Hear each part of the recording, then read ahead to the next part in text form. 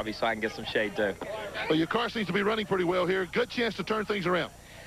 We were just talking about that. You know, we've had runs this year where we should have finished in the top 10 and stuff break, or I'd end up wrecking or something. We're just looking to finish a race and get our season turned around a little bit. You know, we've had good runs. We just don't have good finishes, and we need to get some finishes. Looks like he could get one today. He has been one of the fastest cars in practice. Another series wins here at Dover Downs, and he's on the Bud pole today by nearly 0.2 of a second over the next fastest driver. A remarkable number. But let's not leave out Ricky. Well, Mark, the big question, a new crew chief, same crew chief, but new crew here. Can you get the same results? Well, you know, you never know with these things. Car's great, and the team's on a roll, but there's a lot of competition, and these races are long, and it's a lot of good teams, good drivers, good crew chiefs. As you saw last week, you know, at Charlotte, you never know who's going to win until this thing's over. Well, don't count out Mark Martin. He gets one of the best fuel mileage cars here at Dover, and he's one of the fastest in happy hour. Some of the Drill Elliott still not able to go the full distance at to come out of the race car at Charlotte with the relief driver stepping in. So those are the storylines among the walking wounded. Of course, Dale Earnhardt this week, and a proud papa with Dale Jr. winning the NASCAR Busch Series race yesterday. But, Glenn, I know that Dale's still a little bit tender here this weekend physically, isn't he? Yeah, he is. He's having a little fun with the Wood brothers right now. But, Dale, we've been talking about how bad the last few weeks have been on you. A lot of injuries. And how you feeling today? Well, a little tender. I reckon being sore all week with sore muscles and shoulder and neck and everything, it just aggravated it practicing, and it's like started cramping up on me yesterday afternoon last practice, and then last night I had a terrible night. So just took some Advil, and hopefully a hot shower this morning. We'll be in good shape to go. Another proud moment, proud day for you guys yesterday, Dale Jr. Now, question I want to ask you, I know you don't want to get out of the race car, but no chance he'd be standing by to relieve you, is there? Well, they was talking about bringing him back up, but I didn't want him to get in the car. He's outdo me here. That'll be a long time before that happens. Standing by with one of the other walking wounded, here's Steve.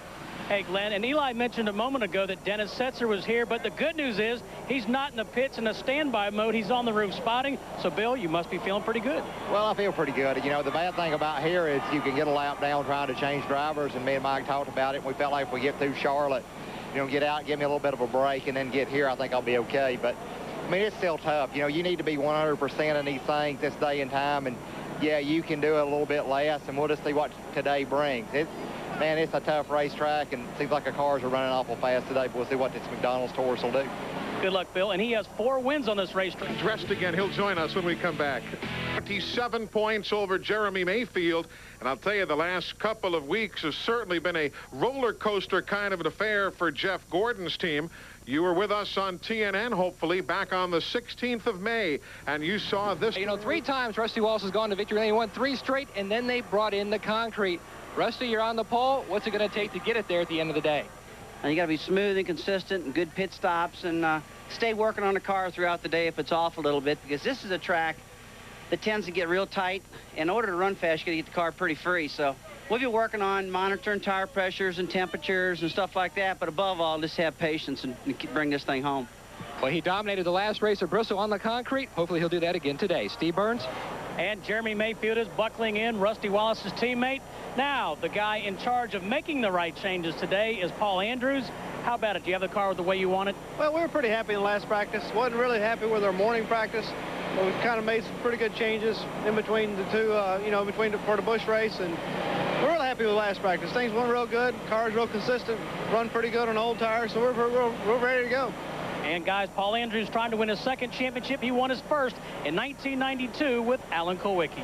One of only 6 current crew chiefs on the tour who has a NASCAR Winston Cup title to his credit. Side. At this place, a perfectly fine Sunday ride can, in the blink of an eye, become a white-knuckled plunge into utter chaos as the monster exacts his toll from those who dare challenge it. The reaction time necessary is beyond the realm of human frailty.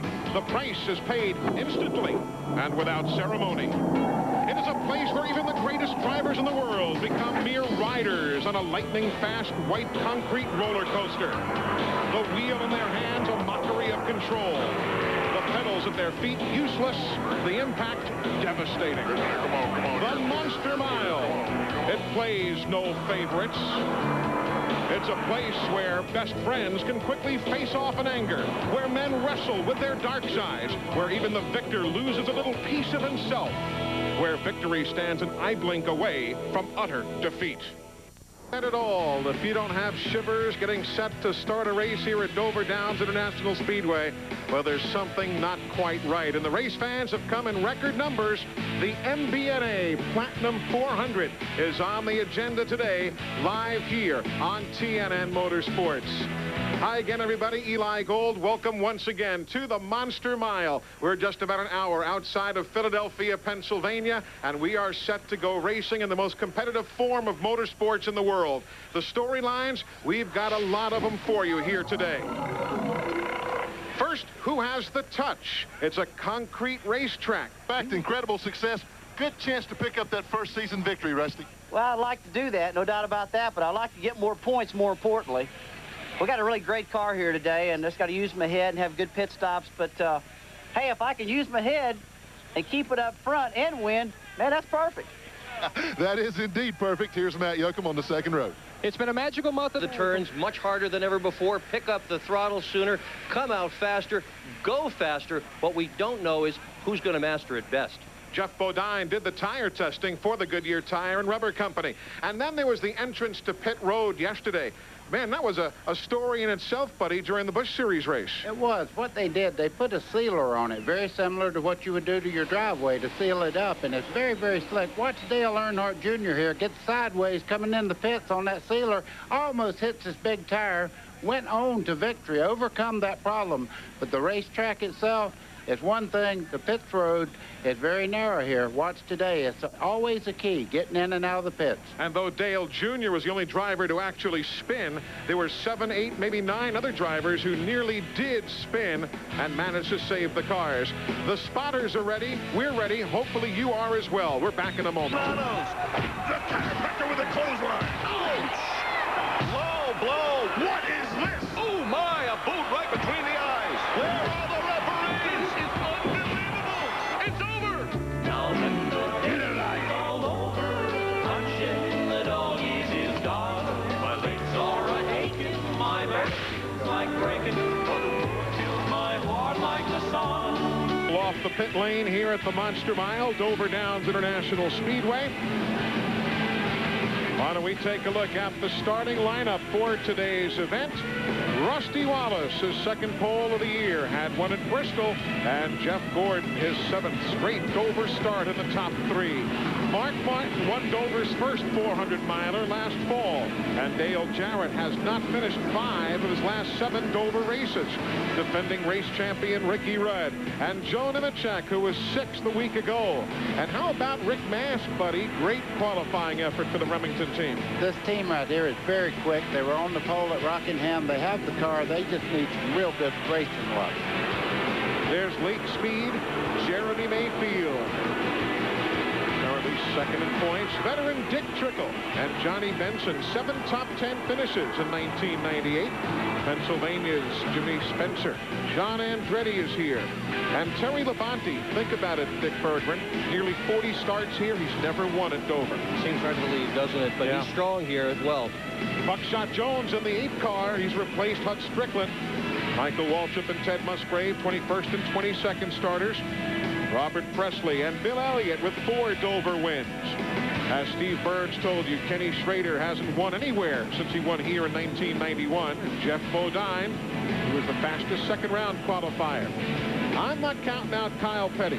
Something about he and Dover that has always worked well. He says he runs this racetrack exactly the same way he ran it the first time he ever saw it in 1980. But whatever, he is fast here. He had 2 top 5s in 1998, 7, both of them right here. You saw Derek Cope. He won here in 1990. Dave Marcus, his 50th Dover start here today. Gary Bradbury and Bobby Labonte, last spring's pole winner, starts 36th today. Jeff Burton, 3rd place last year, and Bobby Hamilton. Those in on provisionals: Chad Little, Randy LaJoy. Steve Grissom is 8th provisional of the year. Kevin LePage, and like Dave Marcus, for Darrell Waltrip, his 50th consecutive Dover race. Field forming up for the start here at the Monster Mile. The AutoZone race analysis brought to you by the more than 1,900 AutoZone stores across America. AutoZone, the best parts in auto parts. There you see the important numbers here today on a racetrack that is banked 24 degrees. And the Ford track description gives you all of those details. Buddy, it really is like a roller coaster ride. It is that. It's a 1 mile oval, and you can see the length of the straightaways. 24-degree bankings in the corner, 9 degrees on the straightaways. That gives you absolutely nowhere to go when something happens in front of you. You turn the wheel to miss a guy, down the road you go into the inside wall. That Ford track description brought to you by Ford and your local Ford dealers who ask if you have driven a Ford lately. There's Randy LaJoy. He'll be carrying our cameras around the racetrack, still subbing for the injured Ricky Craven. The Xi Ford for Jeff Burton. Rich Bickle still subbing for the ailing Greg Sachs. Bill Elliott kind enough to allow us to ride along with him today and the McDonald's team. Rick Mast, great qualifying effort as we mentioned. And in third spot, Mark Martin, always bringing us the rides around the racetracks.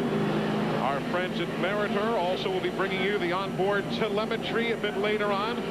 Meritor, the former Rockwell International, and they are part of our telecast here today, and we are so happy you are as well. Those grandstands now 114 feet high. That's like an 11-story tall building as they keep adding and adding more seats here at Dover Downs. So we're set to go racing. Kick back and enjoy the Sunday with us. You ready? You ready? Ready? Green flag, green flag, green flag, green flag.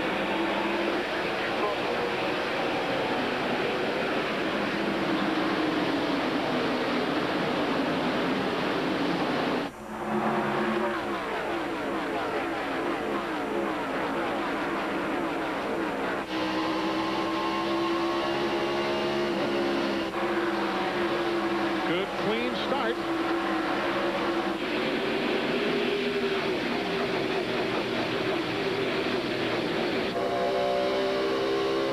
Rusty Wallace leading at Dover for the 15th race that he has managed to get to the point. But that's the first time he's led here at Dover since they concreted this place. He was doing ever so well, leading race after race. They put the concrete down. He hasn't led until just now. And the 5 points that he gets for leading a lap, that's very important. Near the end of the year, that can add up to hundreds of points for guys that lead nearly every race. Jeff Gordon trying to push him through the corner, it seems. Well, Gordon searching up and down this early in the race.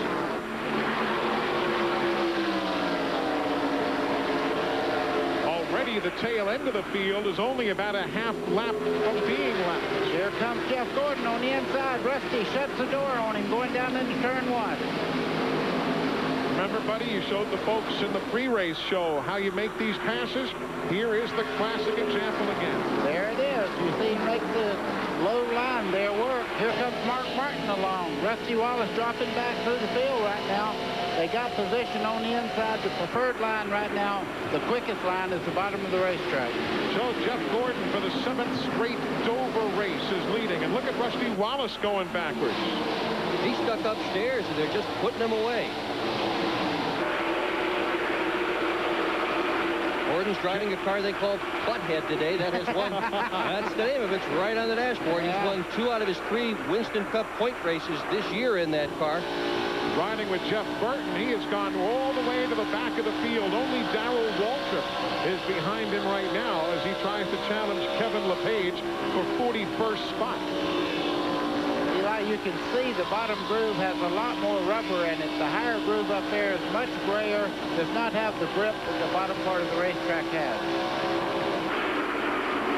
There goes LePage around Dave Marcus, and he'll bring Burton along with him if Jeff can get on the button there. Good to see Marcus in the program today. He's had trouble making the shows in 1998, but Dover is one of his best racetracks. Qualified 5th for this race last year. There's a move for Rusty right there as he'll grab the 7th spot from Ernie Irvin. The leaders are already 1 4/10 seconds ahead of third place Dale Jarrett. But we'll watch this scramble right here for 7th. It is a good one. You've got Kenny Irwin also closing in behind Ernie Irvin. There is Kenny right behind. Eli, it's very, very early in the race right now. They're already talking to the pit crew. When we make a stop, this car is pushing or it's loose. You start talking to your crew, setting up what you're going to do miles and miles on down the way as to what will make the car run better all day. Glenn, is Rusty Wallace talking to the crew at all? Yes, he is, Eli. He told Robin Pemberton, the crew chief, that the car was just a little bit loose right now. That's why he didn't want to take any chances of getting back down in traffic. They just told him to ride it out. 400 miles, a long, long way here. Makes for a long day. Got plenty of time to adjust it. This is only the second 400-miler ever run at this track. We've run 500-milers most recently, though they opened up in 1969 with some 300-milers as Rusty works his way to the inside of Nemechek to grab 6th spot. And caution now, midway of the backstretch, that is Johnny Benson. On the bottom. Oh, and he gets tagged to the inside as Kyle Petty had nowhere to go. And here comes Robert Presley. There's Randy LaJoie. The 97, that's Chad Little. That backstretch, folks, 10 feet narrower than the turns. And when it blocks like that, buddy, you're just out of luck. You're absolutely correct. And you can see even the straightaway is banked almost like turns at other places. You okay? So when you start sliding, you all get together on the bottom part of the racetrack. And you got Jack Roush cars involved there, and both the 26, the Cheerios car, the 97, Chad Little, both of those from the Jack Roush stables. The 26 is really bent up. The whole back end of that thing is pushed in. Randy LaJoie. Lap number 10. And this will already match last year's number. We had 1 caution here in September of last year, 1 caution here yesterday. Let's watch it again as here comes Chad Little to the pit area. Let's see exactly what triggered it all with Johnny's problems. Well, Johnny's up on the high side there. You see John Andretti in the 43. Whether there was contact or not, we certainly won't speculate. As he starts sliding down, cars are trying to avoid him, and it's a chain reaction behind him. Kyle Petty hit very, very hard with the left front corner, just very close to where he's sitting. And watch this. I don't know if you can see it on this angle. No, it's already gone by as Kyle comes crashing on in. And again, those straightaways are 9 degrees of banking. But did you notice when Benson spun too, it was Ted Musgrave, another Roush car that came along and nuzzled him. 3 of the 5 Roush cars involved in that single incident. Oh, that's Randy LaJoie in the 50 there. You can see he had the brakes locked up, nowhere to go. Watch this first angle again. Watch, you'll see quickly after he spins. Watch a blue and gold car come by and rip off the rear bumper. Here comes Musgrave. Close watch. There he is. Bang. He also pushed the door in on Musgrave's car, which isn't nearly as bad as what happened at Benson shortly thereafter. Let's go to Matt Yoakum. Well, Eli, Brett Bodine just left his pit stall. Some damage to the front fascia of his car. His grill has been pushed in. The bumper a little bit damaged. Other than that, his car seemed to be okay. Just some superficial body damage to the front nose. He was hoping for some good luck today. His wife won 12 grand in the slot machines in Dover this weekend. He was hoping that was going to carry over onto the racetrack. Goodness. Brett Bodine's front end on that car. Now, you run fast enough here that any damage to the nose section of the car hurts it as far as the ability to get around the racetrack aerodynamically. So they've got a lot of cleanup to do. We're going to take advantage and break away for just a bit. Jeff Gordon leads. Rodney Wise is saying, come on, guys, let's punch it up. Back with you here at Dover Downs. As you see on the lower part of the screen, you've got Randy LaJoie's car still there. Kyle Petty still nuzzed up against the 77 of Robert Presley. That is the Johnny Benson car as they head back to the garage. Let's see if we can see anything more from Randy LaJoie's onboard camera. Remember, he had one for us with the Budweiser team. Let's watch. Randy coming out on the back straightaway in front of him. You can see all the smoke going up. People locking brakes. Randy tries to go the high side loop. Oh, man.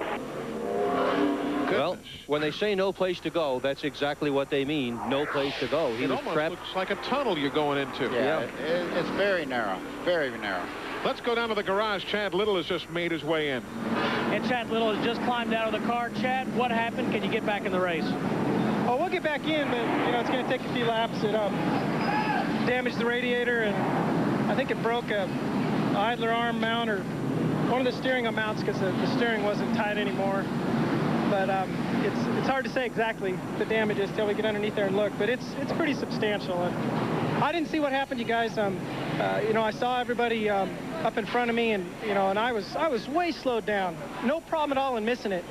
And in comes that one of the cars. I hesitate to say because I'm not exactly sure, but I don't know if he didn't see a thing or what the deal was, but he came in there going 50 miles an hour, and two of us were stopped, and we had no problem missing the wreck, and he just ran right into the side of us and, you know, drove us into the guys that were already wrecked. So unfortunate for the John Deere car, but, you know, we'll get it fixed and get back out there and do the point deal. All right, thanks, Chad. So there you see those who were involved in the accident. Ted Musgrave has been making a pit stop every time by, so he's still running. But Benson, Petty, LaJoie, Presley, and Little are in the garage area. And Chad, as you just heard, hopes to be able to get back in. Some of the others are still on the back straightaway, so this is going to be a fairly lengthy caution here. Again, a multi-car accident on the back straightaway at lap number 10 as we continue under the caution. Watch Randy LaJoie's in-car camera again. I wonder if he hit the wall, too. Watch this. On the bottom. On the bottom. No, he didn't hit the wall. Well, right there. Oh, he sure did touch it just a bit. We're back in a moment. But not much else did on Kyle Petty's car. But tough way to go. There's Johnny Benson's car being rebuilt. His first ever NASCAR race win came here in a NASCAR Busch Series race back in 1994. It's been a good track for Johnny. You might remember that day. He just did beat Harry Gant by a few car lengths after winning the ASA championship. But while his spotter looks on from up high atop the grandstand, and Dale Inman is right next door to him there, spotting for John Andretti, we'll go to the garage and hear from Johnny Benson. And fortunately, Johnny's standing here. He seems to be okay. Johnny, what happened out there? We're just running decent, you know. Car's a little tight, and I come under 2 trying to get underneath the 9. I got loose, and that's the first time the car ever showed any signs of looseness, and I was doing everything I could to catch it, and then I stayed off the walls and everything, and then I don't know, everybody started hitting the Cheerios Taurus. It's wrecked pretty bad, but I spun. I thought we were gonna be okay, and then looked like everybody come in there. Yeah, it was indeed a chain reaction. They are working on the car to try to get him back out there. Let's go to Steve. Hey, thanks, Glenn, with Robert Presley, who's taking... Robert, first of all, from your perspective, what happened? Can you get the car fixed? I doubt it. It hit pretty hard, you know, on the front end. And just, you know, it's typical Dover. You really try to get through these first 10 laps. And I had me a good little cushion between me and the guy in front of us. Just come off there, and Johnny got turned around or spun or something. And by the time I come out of it, somebody hit Kyle, knocked him into us, and then we had a big mess. Looks like the day's over for Robert Presley. But you know, Johnny Benson was right. That might have been the first time all weekend we've heard the term loose used in relation, because the new Goodyear tire, if anything, as good as it's adhering to the track, has given these cars a push, buddy, as opposed to them being loose. And I guess if you're pushing, if nothing else, maybe you can just kind of get off the gas and help save yourself. Well, let's talk about that a second. Overnight, no matter what racing surface it is, it gets a lot of sand and stuff on it. So the first few laps, everybody's out there. You get a little bit out of the groove, and you get into what we call a loose condition because of excess buildup on the racetrack. Oh, you saw Buckshot Jones, some damage to the right front of the Circuit City Chevy. Meanwhile, Glenn, I see running through the garage area. Let's go right down there. I think Kyle Petty's nearby. Yeah, I caught up with Kyle. We haven't caught up with his race car yet. They're waiting on it, and man, the door slams in a hurry back there, doesn't it? Yeah, you know, talking to Benson riding in the ambulance, he said that he got loose or it got away from him a little bit. We all slowed down, and somebody's driving with their head up the rear end behind us and running the back of me, launched me into the 77, and his day was over with after that. Okay, we're going to get out of the way here. King Richard's moving us out of the way. The race car's finally here. They're going to work on it, try to get him back out there. And Randy LaJoie also on the sideline. Randy, what's your situation? I'm not sure. Budweiser Chevrolet took a pretty good shot in the right front. Just one of those deals that happens at Dover. I guess it was 2 different wrecks. Johnny Benson spun, and then somebody got in the back of Kyle and got Kyle going for a ride. I passed a couple cars on the outside, spotted to slow down, got nailed in the left rear, and just got caught up in it. I mean, we had a good car last practice, but it don't look like we'll be able to fix it. We'll see. Hendrick Motorsports does a good job. We'll see if we get the thing back out there, ride around, get some points. Thanks, Randy. So Johnny Benson, Randy LaJoy, Kyle Petty, Robert Presley, Chad Little. Those cars in the garage area right now.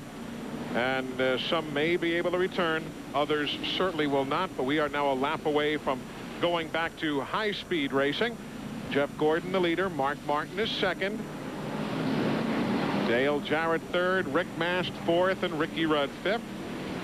There is the one to go signal by a Delaware native, Rodney Wise, atop the flag stand. There's Jeff Burton still back in 37th spot. He had backslid to 42nd during that first 8, 9, 10 laps of green flag racing, guys. The big point is he's getting the tire heat back into the car, and he missed the wreck. That's the big thing. Matt, what was the deal there on the initial start for Jeff Burton? Eli, that caution came at the most opportune time for Jeff Burton. His car had gone bad loose. He nearly lost it. They brought it in not once but 3 times to check the chassis to see if they might have had a shot going away. They did make a wedge adjustment. Also, they came back in the last time around and topped off with fuel. That could easily push his fuel window to around lap 115. Interesting. Again, a reportable loose race car. Green flag, green flag, green flag. That young man there has been flagging races from his grandstand seat for years. He started, it was just a little tight. Eli, everybody watched TV from their trucks yesterday and heard us talking about the push of everybody was having. I think some of the guys may have started this race a little bit on the loose side because of that. Well, that's part of the search that we were talking about. The crews trying to figure out what it is they have to do with springs and shocks and weight balance and all the rest of that. And then the drivers searching around for the best line. And it is so early in this race with a brand new tire here at Dover. And let's not also forget that since they raced here the last time, the spoilers have been cut down. Ford an inch less, Chevy 3/4, Pontiac an inch and an eighth less spoilers. Rusty Wallace grabs 5th. Ricky Rudd 6th. Joe Nemechek now 7th. Talking of Rusty, at the very first he complained of being loose. Now the car seems to be pretty neutral, and he's starting to pass cars that passed him in the earlier part of the event. Here goes Nemechek looking, can't make the move on Ricky Rudd that time. That is 6th place on your screen. Already 1 3/10 seconds behind the leader, Jeff Gordon, though, so that tells you the pace that Jeff is setting here in the early stages of the MBNA Platinum 400. As we watch Ricky Rudd in that number 10 car trying to hold Nemechek off, and it doesn't look like he's going to be able to do it. It seems hard to believe that he has not led a lap since winning the Brickyard 400 last year. He has had a tough time of it. They are looking forward to this race at Dover as the single event to turn his gear around. This is his best track. There's Jeff Burton. He's now working himself up through the running order. He's 32nd as we ride with him. Ted Musgraves can't hold his car down on the bottom part of the racetrack, and you can see Burton taking that line low and making the pass through the middle part of the corner. In the top part of that shot, those big high grandstands, that's 10,000 new seats that were added since last fall. They're all sold out. Couple of laps ago, watch what happened here. Hey. LePage got loose. Bobby Labonte on the binders. Dave Marcus, Steve Grissom. If that had been any other car but the Pontiac with that real slope nose, that would have been an incident. He went up under the back of LePage with the nose of the Pontiac. Good point. There's 0.6 of a second. That's what it looks like here at Dover Downs from Mark Martin's car in second. Looking forward to Jeff Gordon. 148 miles an hour plus for Gordon. On our computers, he is the only driver running 148 or better.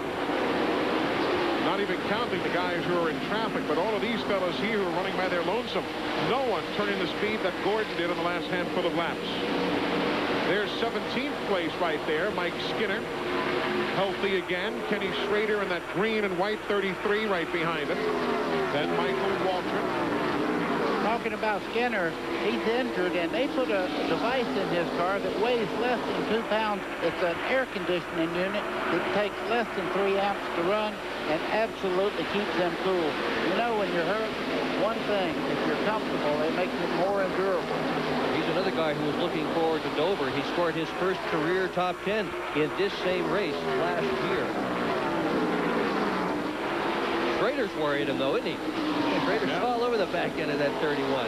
Again, that's 17th and 18th spot. Michael Waltrip behind in the 21. He's running 19th.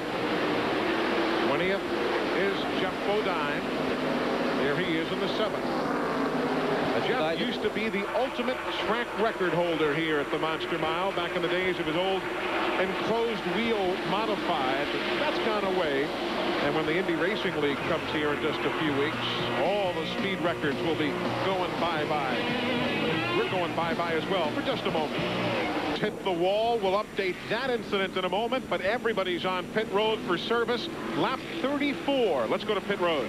35 miles per hour down pit road. Rick Mast hits his marks. His car was a little bit on the loose side. They're going to adjust with air pressure to try to get his car a little more neutral. Now let's go to Steve Burns. And Matt Dale Jarrett said he's going to get 4 tires. They're also going to take a piece of tape off the grill, perhaps to add downforce. Let's check in now with Glenn Jarrett. Well, Steve, down at the far end of pit road, Jeff Gordon is in, a 4-tire change. Rusty Wallace is also in. Gordon is out. He's away first. Wallace is still up. There goes Mark Martin and Dale Jarrett. Look like a dead heat. Rusty Wallace will go out fourth. This is the opportunity all these guys have been waiting for.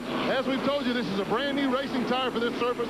First time they've got to check out the tire wear. You can bet they'll be consulting, putting their heads together, and talking to Goodyear. This is a great chance to check that tire wear. That's why we're under caution, and Kenny Wallace is already out of the car, into the ambulance, on the way to the infield care center. And Buddy will take a look at it and show the folks that he was doing what he was supposed to. Then it all went away on him. Yeah, you can see right there, he couldn't turn the car. He was down low on the racetrack entering turn 3, veered. All of a sudden, something happened to the right front corner of that car, went straight up and made a hard hit with the right front corner of the car. See him right there? That's another angle. You can see the black marks right along here, going straight up to the wall. It's a hard hit. He's had a tough year. He'd already had 4 DNFs before this race. If he can't get out of the pits and get the car back on the racetrack, he will lead the league in DNFs. Okay, you can see right here, this is the black mark going in the corner that goes right straight up. Believe you me, that is a boilerplate wall right there, backed up by the state of Delaware. I mean, it's a tough place to hit. I've hit here and woke up somewhere else. Easy to have happen. So caution on the Speedway, the second of the afternoon. Jeff Burton did not pit, nor did Buckshot Jones. We're coming right back. You like the speed, you know, it's like a disease and you don't get rid of it. You're never going fast enough. Going 185 miles an hour is nothing. But you got to remember, you got to make that turn and go back the other way. That's something. Usually I sit back in the car. I got my gloves, my helmet on. I say, it's you and me, baby. Let's go.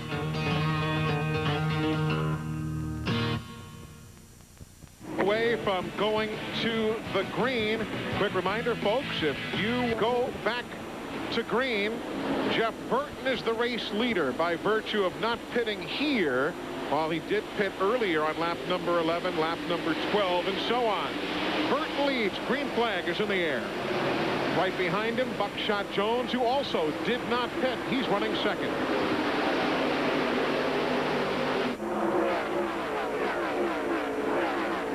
Wonder how long that camera's going to stay here, Eli. Well, it's already made it longer than the one last week, I think, at Charlotte. Yeah.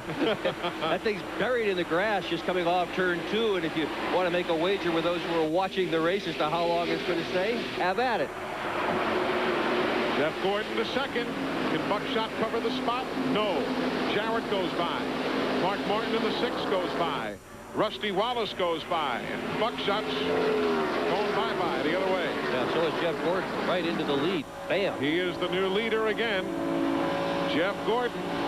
He led laps 4 through 34 and takes over the lead again at lap number 40. Let's go to Glenn Jarrett. Well, guys, just to update you on what went on pit road down here, Ray Evernham and the crew did not change anything on Jeff Gordon's car. They said they wanted to look a little further at tire wear, so they'd wait a little bit. Meanwhile, we thought there'd be a change on Rusty Wallace. There was not. They had to start the race on a brand new set of sticker tires. That's why the car got loose early on. They cut the qualifying set, cut a tire in the qualifying set yesterday in practice, so they think they're okay. Matt? Mark Martin hit pit road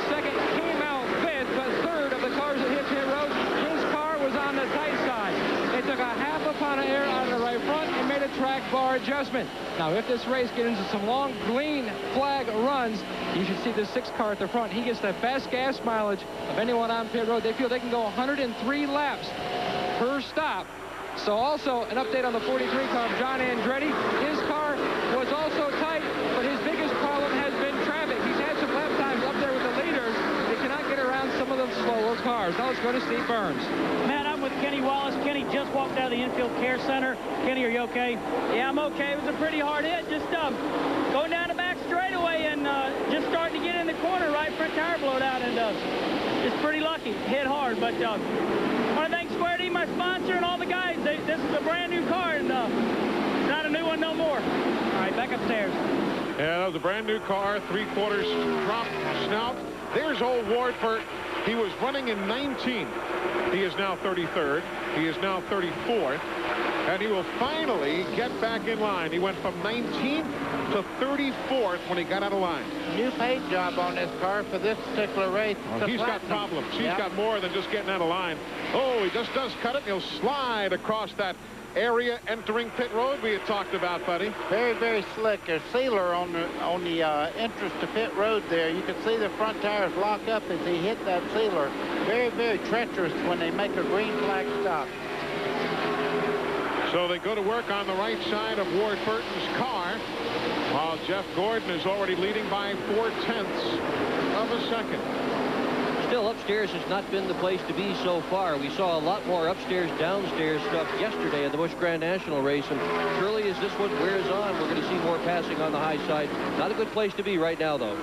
As we take a look at the rundown across the top of the screen, the folks at Napa, who keep America running, also bringing you the timing and scoring. You know, Ernie Irvin was telling me today in the garage, and I think you guys spoke with him also, he wanted to go up high all day if he could. Yeah, he really did. He thought if he went up high that he could come out of the corners so well that he could pick up as much as 10 miles an hour, additional straightaway speed. So he's planning on trying that as the day wears on. All I can tell him is he better start using it, because the cars on the bottom of the racetrack now are definitely quicker, and it's because everybody is running there. The rubber, you can see right as you go in the corner here, the dark part of the racetrack, it's the same as a dragster spinning the tires before they start a drag race. You get a good rubber compound down there. The hot tire sticks to it.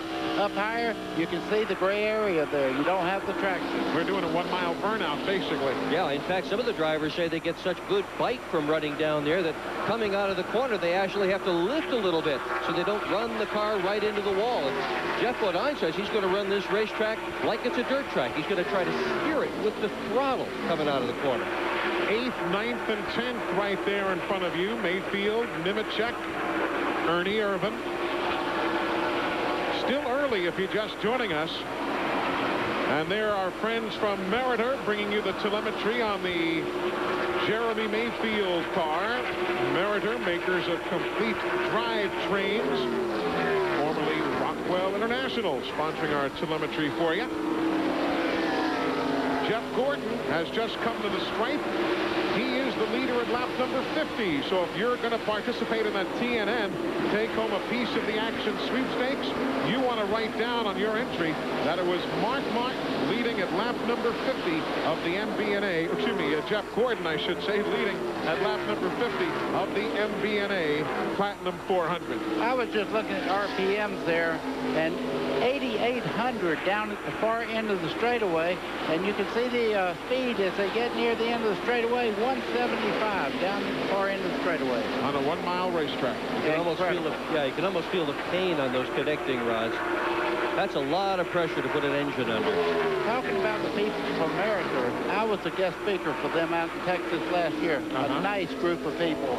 Jim Cooper is the representative for that company, and we want to thank them for providing telemetry for us. Sure do, and we are at lap number 52, riding with Jeremy Mayfield right there, the number 12. He is in 8th, and there you see the spread up front. Left of your screen, Jeff Gordon. Dale Jarrett is not the next car in line. That's Ward Burton a lap down. There's Dale. There's Mark Martin. It's 1 1/10 second from the leader back to Jarrett. 1 6/10 from the leader back to Mark Martin. Then 2.9 seconds from Batman Gordon all the way back to Rusty Wallace, who's running 4th. Ward Burton there in the 22. You watched him make a pit stop not long ago. Ward Burton, yeah. 2 laps down right now as we go to Matt Yoakum. The unscheduled pit stop for Ward Burton was because he cut down a tire. You can see the chalk outline, punctures on a hole right there. You can see the air spewing out. He did go 1.5 laps for 2 laps down, but the inner liner held up. Good job by the Goodyear tire engineers.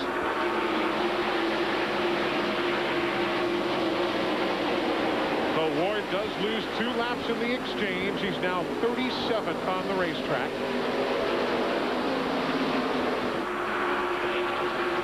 Still fast, though. Still able to keep up with Gordon and not having any problem staying in front of Jarrett. There's Dale Earnhardt now in 22nd spot. We have a replay of a couple of laps ago with Earnhardt. A little thing happened on the racetrack. Take a look. This is a couple of laps ago. Schrader and Earnhardt. Oh, you can see Dale fights to get control of the car as he got tagged in the left rear corner there. Good car control by Dale Earnhardt. He said practice.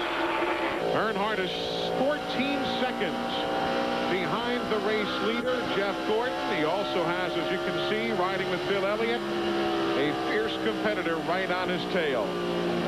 We're 57 laps complete of 400.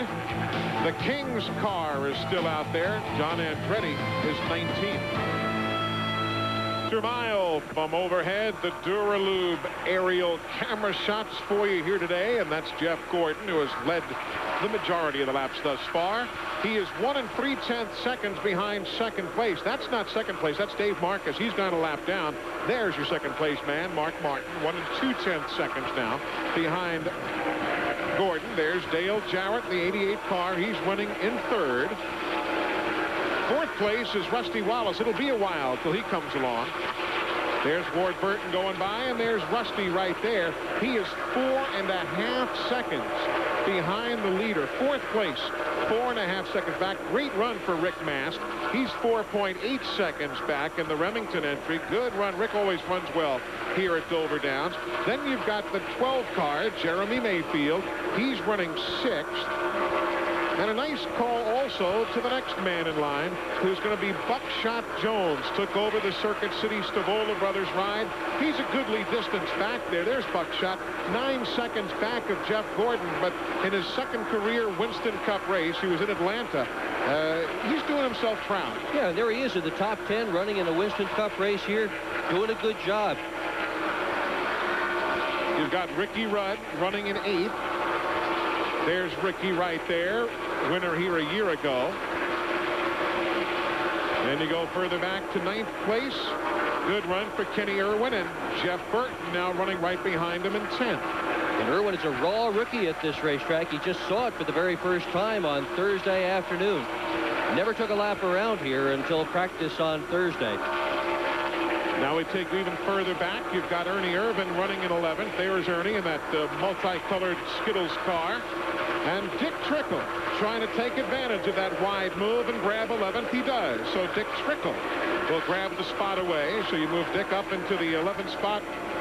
Ernie is 12th. There's Joe Nemechek. He's running in 13th. You see how these guys are taking the turns now, buddy? What do they call that? Diamonding the turn just a bit? That's exactly right. They're going in low into the corner, then the middle part of the corner, let the car go up in the center, and then cut back down and come off low off the corner. You can see Michael Waltrip right there. He comes back down the racetrack to come off the corner. Michael Waltrip 15.5 seconds back. You saw Terry Labonte. There's Lake Speed 16 7/10 seconds behind the race leader. And you're back to 17th spot. That's John Andretti, who's going to be challenged by Jimmy Spencer in just a moment. Jimmy's closing in, running a bit quicker than Andretti right now on the clocks. There's Spencer in 18th spot. David Green, the 96 car. He's running 19th, and Mike Skinner right there in the 31. He's in 20th position. Bill Elliott running 21st with Kenny Schrader 22nd. They are 19.8 seconds behind Jeff Gordon, the race leader. And there's Bobby Labonte, Dale Earnhardt, Brett Bodine in the number 11. They are 23rd, 24th, 25th spot. And then further back, there's Kevin LePage in that blue number 91. And Derek Cope, a former winner here. Sterling Marlin in the 40. That's back to 28th position. Eli, these guys have got to go just a half a straightaway back. Jeff Gordon's coming, trying to put these guys down. Bobby Hamilton right there. Then Jeff Bodine. Ted Musgrave going by Bodine now. Then you pull on back, Rich Bickle, and there's the leader. So we've taken you all the way around on the Duralube camera. You know exactly where everybody's running, and Rich Bickle about to go a lap down in 33rd spot. And, you know, Glenn, I don't know if you talked to Ray Evernham at the hotel, saw him this morning. We said, all right, how you guys going to be doing? Well, I don't know how good we are. He was bad-mouthing before we even left the hotel at 6:15 this morning. Oh, you're exactly right, Eli. And I talked to him in the garage area this morning. I got the same reaction. I don't really know. And he moped around a little bit and wouldn't really tell me anything. And I said, in other words, Ray, you guys are real, real good today. He just laughed and said, well, we'll see. They are. One of their concerns is, though, that they're starting to race on stickers. That's about all they had back there were new tires. But they went and got a set of scuffs from Randy LaJoy. They think the scuff may be the way to go. The air pressure seems to be fluctuating a little bit on the sticker tires when they put them on. So they're looking for scuffs right now. They got one set from LaJoy. They have one set left from practice. I imagine they'll be looking for more.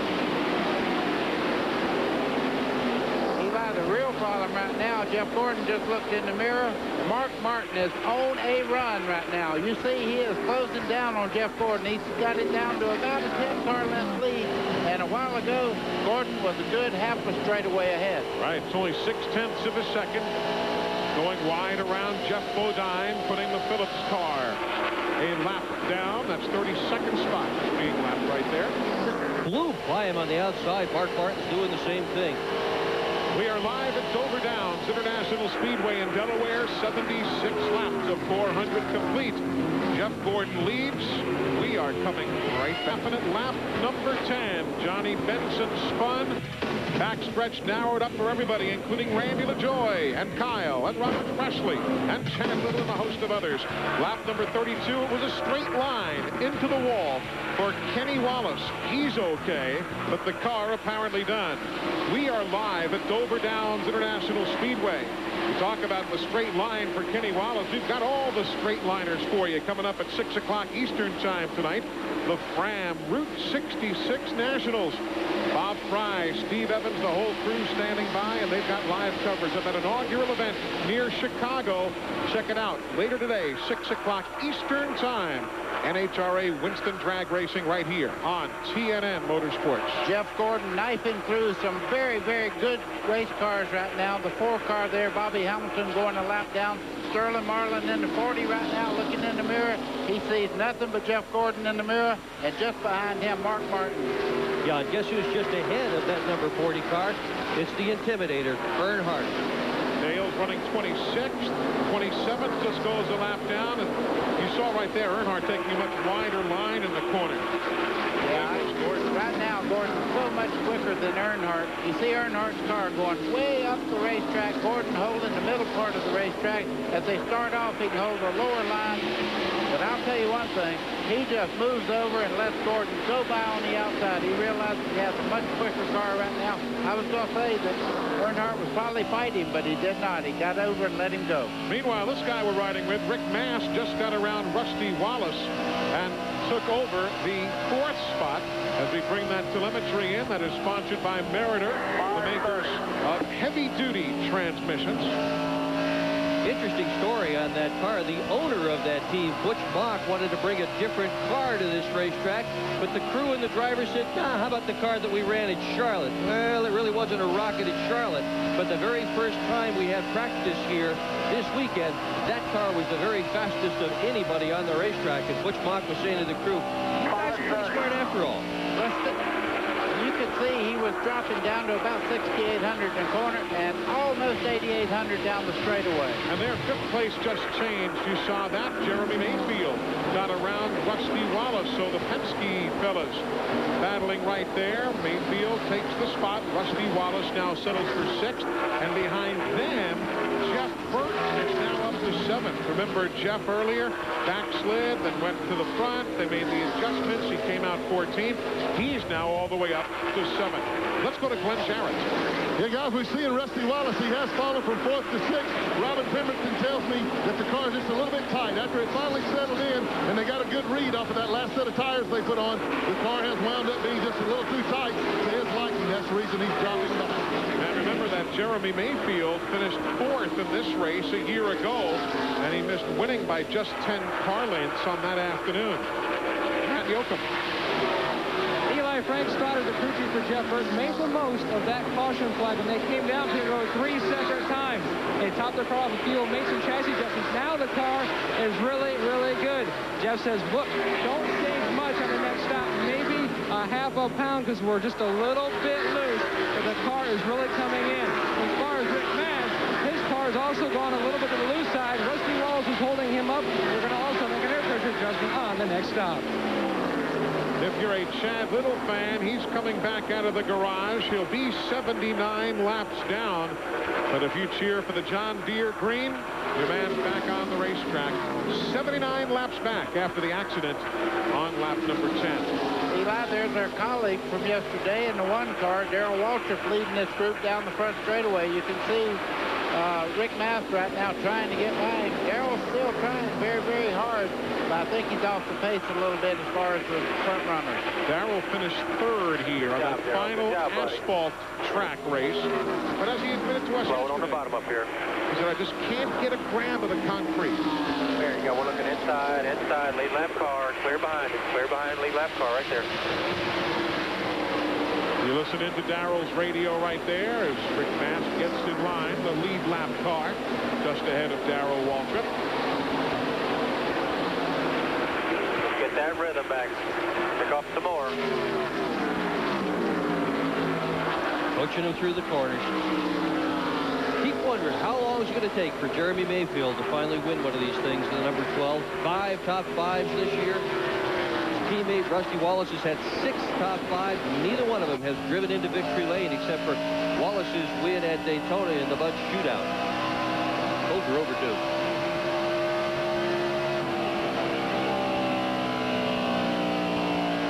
There you see the RPMs, 7,000, 7,500.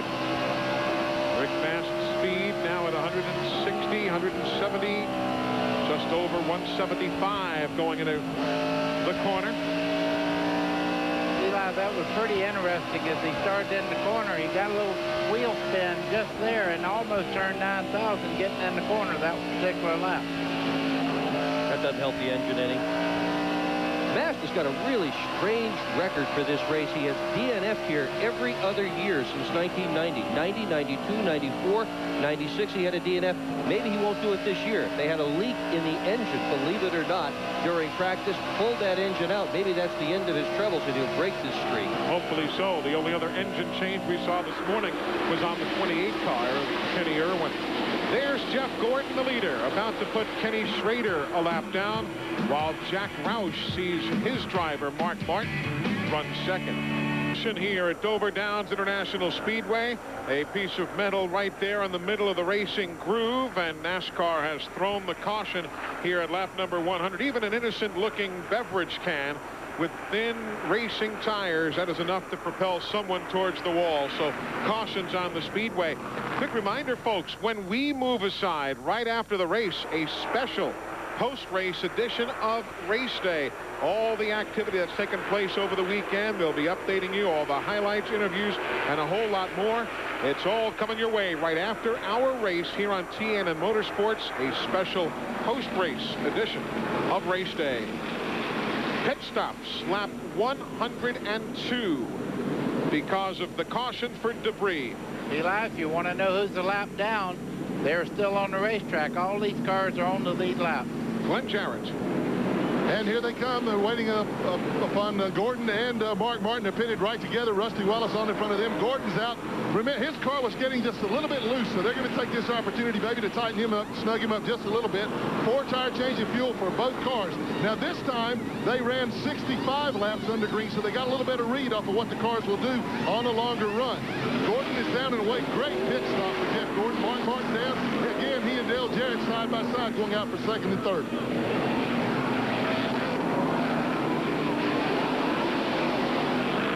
Drag race off pit road. There's Rusty Wallace finishing his service. You could see a tire in the middle of pit road. All the cars saw it in plenty of time. The guy's getting it off right now, but it was laying right in the way.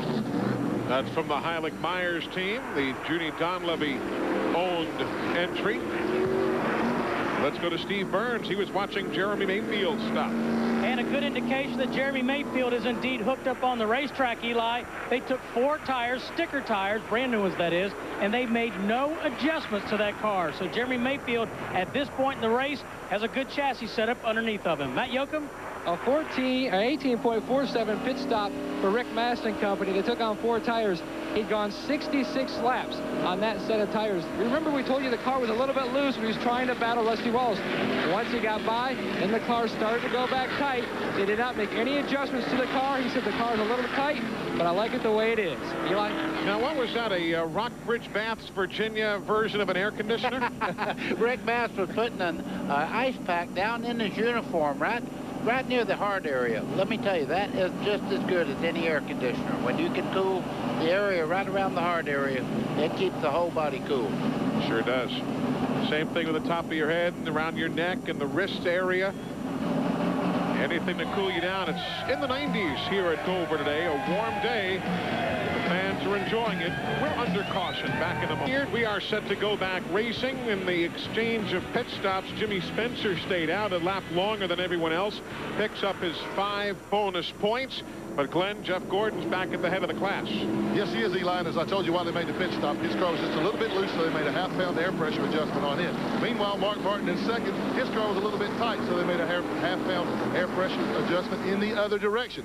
Rusty Wallace, meanwhile, remember I told you he was pushing. They made a big adjustment on him, took a 1/3 spring rubber out of the right front to try to loosen that car up a little bit. Here's Steve Burns. Glenn, Dick Trickle had a great run. He put the 90 car into the top 10, but they had a tire get loose on pit road during that pit stop. He has to go to the tail end of the longest lap. The team wanted to say get well as we go green to David Boland. He's better known as Wolfie. He's been with the team for 25 years. He's been in a Richmond hospital. He's had an irregular heartbeat, and they're hoping to see him next week in Richmond, the hometown of the 90 race team. Boy, to see them all get stacked up. Lake Speed never came up to speed. That is he on the right there, inside groove, nearly stacked up the world behind him. That could have been a very bad situation, and an awful lot of race drivers showed great patience and great judgment in getting around Lake Speed. It was 3 wide back there. Jeff Gordon has Mike Skinner ahead of him now on the tail end of the lead lap. So the leader is 24. The 31, Mike Skinner, running in 20th. He's on the tail end of the lead lap. And you're riding with second place, Mark Martin. It'll be interesting to see if Skinner can stay on the lead lap. Doesn't look it. Nope. Jeff Gordon goes to the very bottom of the racetrack. Mark Martin just behind him. Skinner goes down. Gordon is so tough today, but he has been so tough at this racetrack for quite a while. He has led the last 6 Dovers in a row. Coming into today, he had led over 1,000 laps. Of 3,000, led more than 1/3 of the laps that have been run here in the last 6 races, and he's just padding that right now. Lake Speed has been on the racetrack's pit road for right side tires. So apparently cut a tire on that restart, but he is now back out. But nevertheless, he's all the way back in 37th position. So if you're following Lake Speed after the stop, he's back in 37th as we ride with Rich Bickle looking rearward. Wow, when you see that number 3 like he's running right now on fresh tires, you can see him run up on Bickle getting in the corner. He's going to get by pretty quick. I guarantee you, Rich has got one eye in the mirror, one eye on the racetrack. Bickle's in 29th, and let's see how his numbers compared on the telemetry there from Meritor compared maybe to Rick Mast earlier. Oh, do you see him down there? No, he shut the door on Earnhardt. You can see Earnhardt was just about up far enough where he knew he was there, but not enough to make that decision to take the place away. They head into turn 3. Steve Grissom had some sparks flying out of that car. We almost had sparks flying out of our TV screen. Yeah, we sure did. Bet Cale Yarborough's watching this real close. He won here 3 times and owns that car. Major problem on the main straightaway. Some exhaust pipes have just flown off one of the cars here at the start-finish line. I'll bet it was Steve Grissom because the white car definitely had sparks coming out from under it when they passed him just now.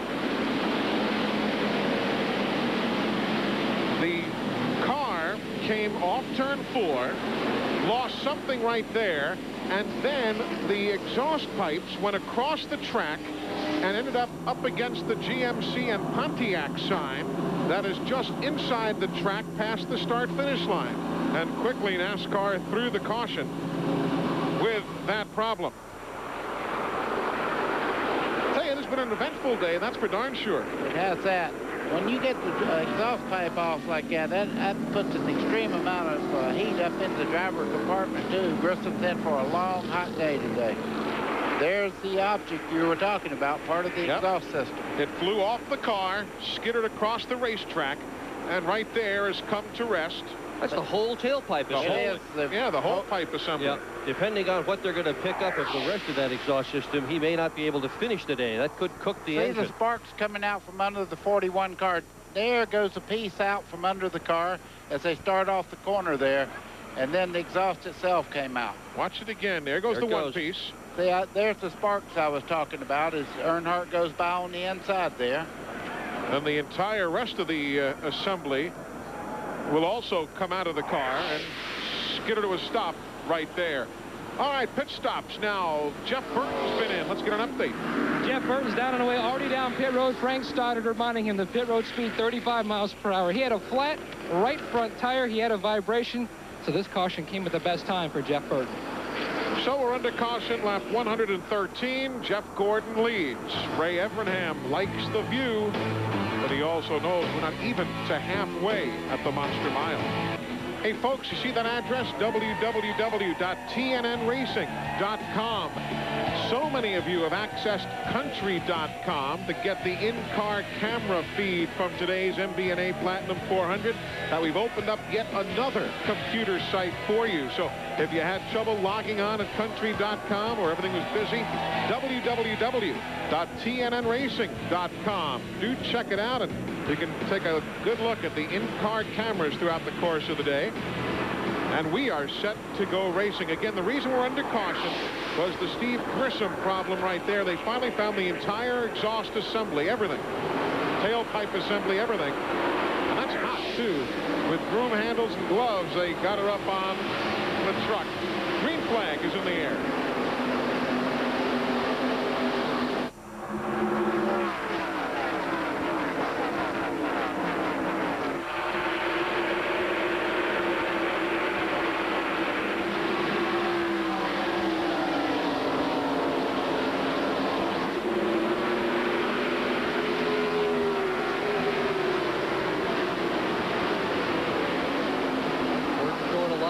Again. He so is so tough. Yeah, I know. But, you know, you got to hand it to this team.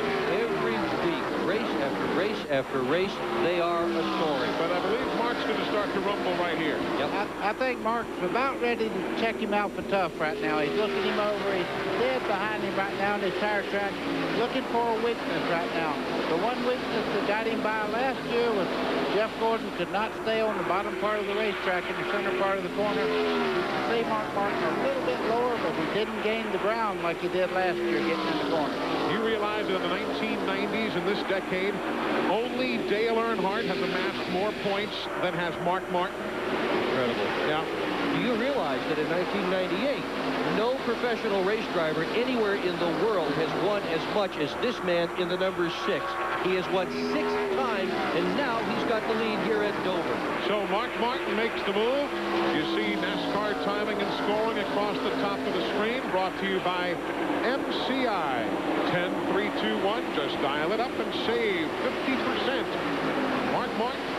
race leader. Here comes Jeff Gordon back on the bottom side. You can see the 6 car, the lead car, push out in the center part of the corner there.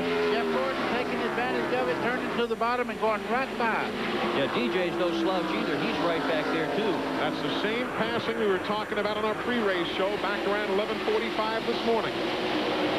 But, you know, you think about Mark Martin, 3 Winston Cup wins. He won the Winston here the other night, by the way, in that exact same car. It's a new paint job, but that's the same car. And then last weekend, a Busch Grand National race in Charlotte. Been strong all year. There's Jimmy Spencer now running in 19th. Jimmy came into pit at lap 103 and then came in again at lap 114 for an unscheduled stop. Let's get a report from down in the Winston pit. Okay, Eli, as you noted, Jimmy Spencer made an unscheduled pit stop. He is the last car on the lead lap. He was very, very tight, so they brought the 23 in. Donnie Wingo, the crew chief, had the team insert a spring rubber in the right rear, saying the car was extremely tight. So that was the update on Spencer. As you look from the Duralube aerial cameras overhead, Michael Waltrip struggling to get back down in line. Eli, this is about as good a time as any to explain tight and loose. For the people that haven't watched racing a lot, when you talk about a car being tight, that means that you turn the wheel, you don't get the response, the grip that you need with the front wheel. When you say it's loose, it means the back wheel is sliding across the surface. What did our old broadcasting buddy, the late Neil Bonnet, say about being pushing and tight? Well, he said it was pretty simple. When you're pushing, you see the wreck. That's what made Neil so special. Jimmy Spencer. After that stop, now running in 19th position.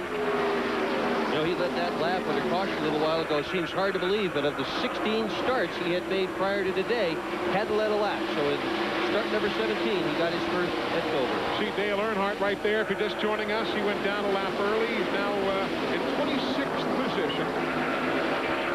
Car just hasn't been staying down low as best he'd like. Eli, I don't know what the problem is, but this is not the Dale Earnhardt we're all used to seeing. And you know he hadn't lost the ability to drive the car. And you know that Larry McReynolds is doing everything possible. The chemistry right now is just not good for these 2 guys.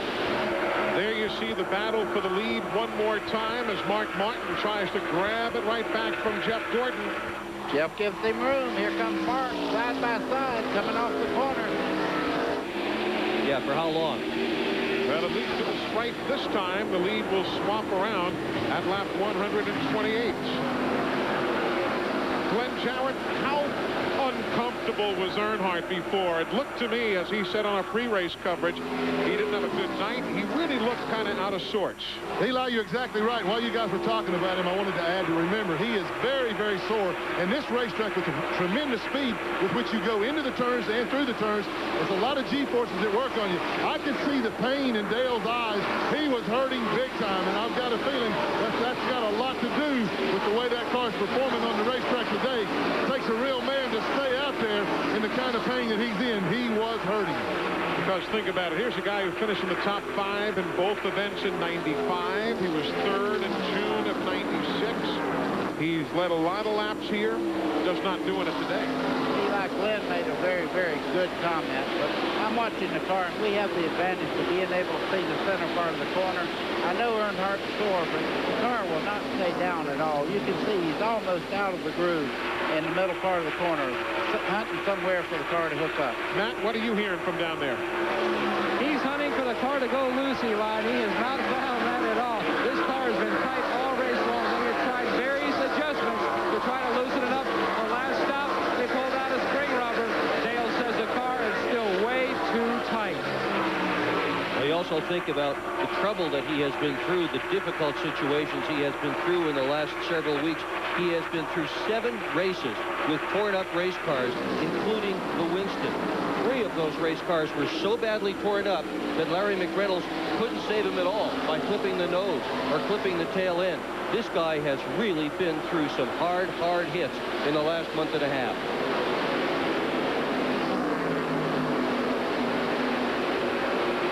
Burton all the way up to 13th from 37th in that 99 car. He's having a good run this afternoon. There's Bill Elliott on the rumble right there in the number 94. He's running in 15th position. We're riding with Bill right now.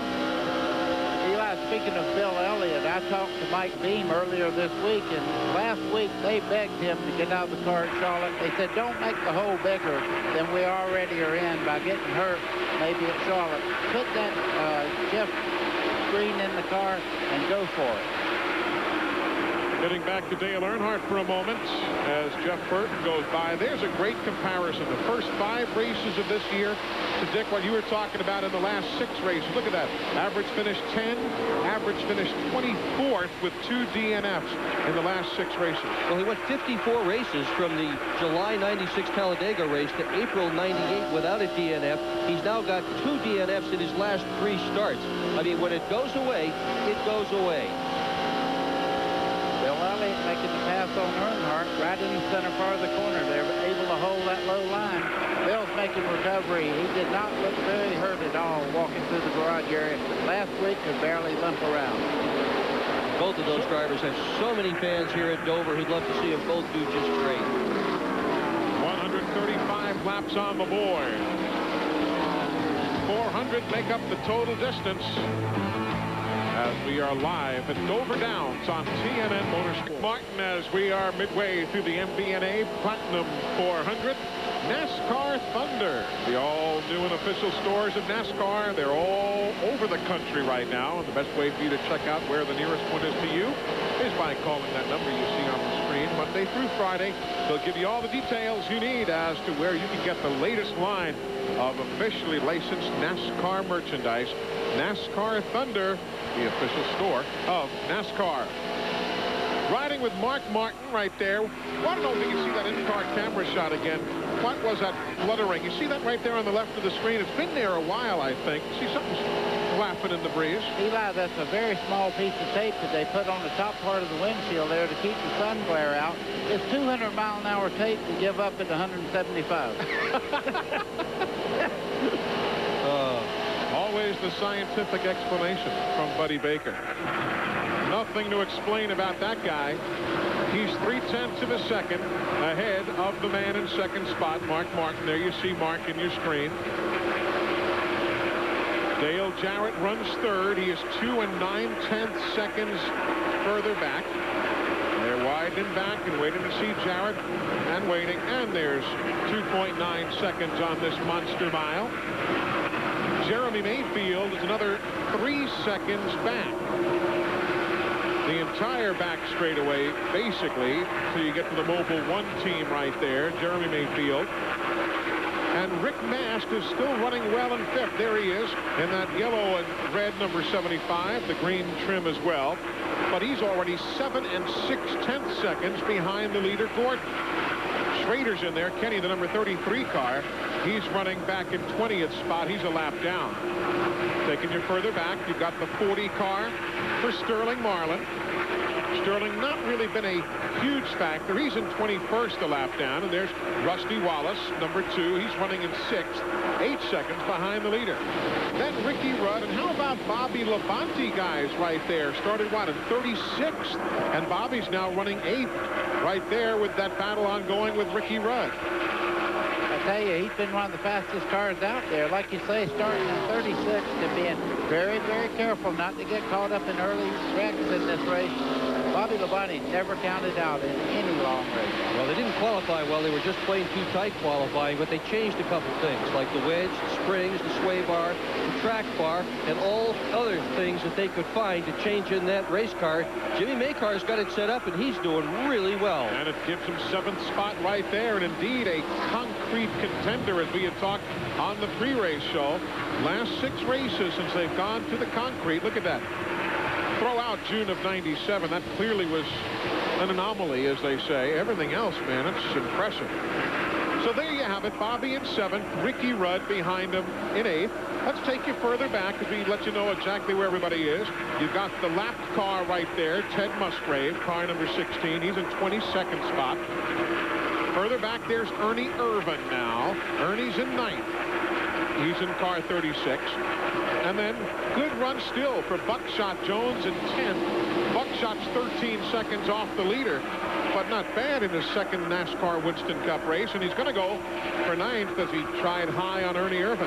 Trying to pass a very good race car driver. Ernie Irvin's always run well. Buckshot making a move on the inside. Hey, guys, he's for real. I thought when he moved up, he might have took a little too big a bite, but hey, he's there. Let me ask a very difficult question. What does this mean as far as this team? Do they say, we just couldn't communicate with the last driver? Because Hutt's a qualified driver, certainly. What goes on in everybody's mind now after they make a driver change and here they're running 9th? Let me tell you something. Hutt is a very, very talented race car driver. Sometimes the chemistry just does not work, and you have to make a change. That's what I know the Stavola brothers said. Hey, it's not working. We need to get up front, but certainly not because of Hutt Strickland. And I saw Hutt here this weekend. He's already been contacted by a couple of teams for a potential driver change yet to come. And you know, it would be no surprise at all to see both this Stavola team do better and to see Hutt Strickland do better. Buddy, you're absolutely right. Chemistry is such a vital ingredient. Everybody being able to communicate with everybody else and just having everybody mesh ever so well is critical in this league. Glenn Jarrett's been hanging out around the Stavola brothers pit area today. Glenn? Yeah, they have done a great job. You know, they used some pit strategy there. They stayed out one time, pitted early, and then stayed out. And Buckshot has been able to maintain. Now, he will run that car next week at Richmond. Then the following week at Pocono, he and his team are leaving here and going to Pocono tomorrow to run their own Winston Cup car to test it. So right now, Buckshot is scheduled to drive his own car at Pocono. We'll see what the cards hold. That will be interesting. So again, there's Ricky Rudd in 8th, Buckshot Jones in 9th. Behind them in 10th is number 99. There's Jeff Burton, who has just been, he's probably passed more cars today than anybody else on the racetrack. It's kind of an unusual pit strategy. He was back in the pits again on lap 114, picked up some more tires and some more fuel, but, you know, that put him in the back of the serial order, and he's had to go back through these guys again. That was not a piece of junk coming off turn 2 there. That was Robert Presley, who's had to cut a bunch of fenders and stuff off and got back in the race. He was caught up in a very early wreck earlier on in today. You guys might have also seen the leaders just went by Robert Presley moments ago. Robert's back on the track after that early accident, 136 laps down. But that Jasper team's going to get whatever NASCAR Winston Cup points they can. There is Jeff Gordon, still leading by car lengths over Mark Martin. We're at lap 154. And there's the tape room. Not me. He's the older one. Older but faster. Yeah, right. Well, who is turning 50? NASCAR is. And Excite NASCAR Select is celebrating with the Big 50 celebration. Win NASCAR race tickets or the grand prize. An MBNA MASCAR worth $50,000. Thanks. I'll be right back. Hey, The Big 50 celebration. Enter wherever Excite NASCAR Select is sold. Oh, well. Romance and Roscoe P. Coltrane. Don't miss the Dukes of Hazzard. See it weekdays at 5 p.m. Eastern right here on America's Country Home, TNN. Hey, boss. That's what Darrell says. He goes round Dale Earnhardt. Now, the 24 is the race leader. Darrell's already a couple of laps down in the 1 car, but he don't want to go another lap down. He's going to work as hard as he can, but at the same time, not hold up the race leader. Earnhardt's fighting back on the outside there. Jeff Gordon got into him just a little bit. There was light contact between he and Earnhardt as Jeff Gordon gets by finally there. But, boy, I tell you, he fought back trying to keep that lap. And he's not going to hand it to Mark Martin either. You see him duck right in front of Martin, but Earnhardt just can't keep it down in the corners, and Martin's on by. Good battle for the lead, and that's really the best anybody's been able to hang with Jeff Gordon all day. Jeff has led much of the afternoon. If you're just joining us, Rusty Wallace led the first 3 laps, Gordon the next 30. Jeff Burton led 4 laps, Gordon the next 60. Spencer led a lap, Gordon the next 16. Mark Martin led a lap, then Gordon for 6, then Martin for 1. And now a grand total of 151 laps that Gordon has led of the 165 that we have run. 151 of 165. That is absolutely incredible, and you can see why. The car has absolutely no ill effects in the corner. It goes exactly where he wants to. And communication, we were talking about that with Hut Strickland and guys. That communication between Ray Evernham and Jeff Gordon is like brothers anymore. They work so closely every race time that it works. And you can see how well they're running from the Duralube camera overhead in our helicopter. I mean, they're just, they're not missing a beat. If there has to be something done, they can communicate so well, but probably haven't had to say a word all day. Just as I said that, Jeff Gordon's car almost went up in the first set of bleachers there in the corner. The car went very, very high. I think he got in the corner a little bit hard and slid up. There you see the Winston Cup garage on the left of the screen. There's a good ongoing run for Rick Mast in car number 75. The 33, Ken Schrader. He's back in 20th spot, a lap down. Mast is in 5th. He has had a big day today. And there's the number 2 for Rusty Wallace. That is 5th and 6th right there. Rusty again starting on the Bud pole today. Absolutely two different driving styles right now. You can see the two hugging the lower part of the racetrack. Everybody else having to go high. Good race cars are running low right now. Oh, Jeff Gordon still has not gotten around Darrell Waltrip. Yeah, isn't Darrell doing a great job? I mean, he did this in Charlotte, too. Just hanging on, hanging on, hanging on. The leader can't get by him. It's fun to watch Darrell Waltrip race hard again. It really is. You guys, I made a comment last week. If you think he's over the hill, it's a nice hill to be over because he knows how to still drive a race car. Yes, he does. And this has been a good ride for him. Not qualifying all that well, but once he gets into the race and they get the car sorted out, he gets it adjusted to suit him, he's as fast as anybody. So working race traffic is the race leader, Jeff Gordon. Still can't get around Darrell Waltrip. He's got the 18th place runner Kenny Irwin ahead of him. Continues as the race leader here at the Monster Mile.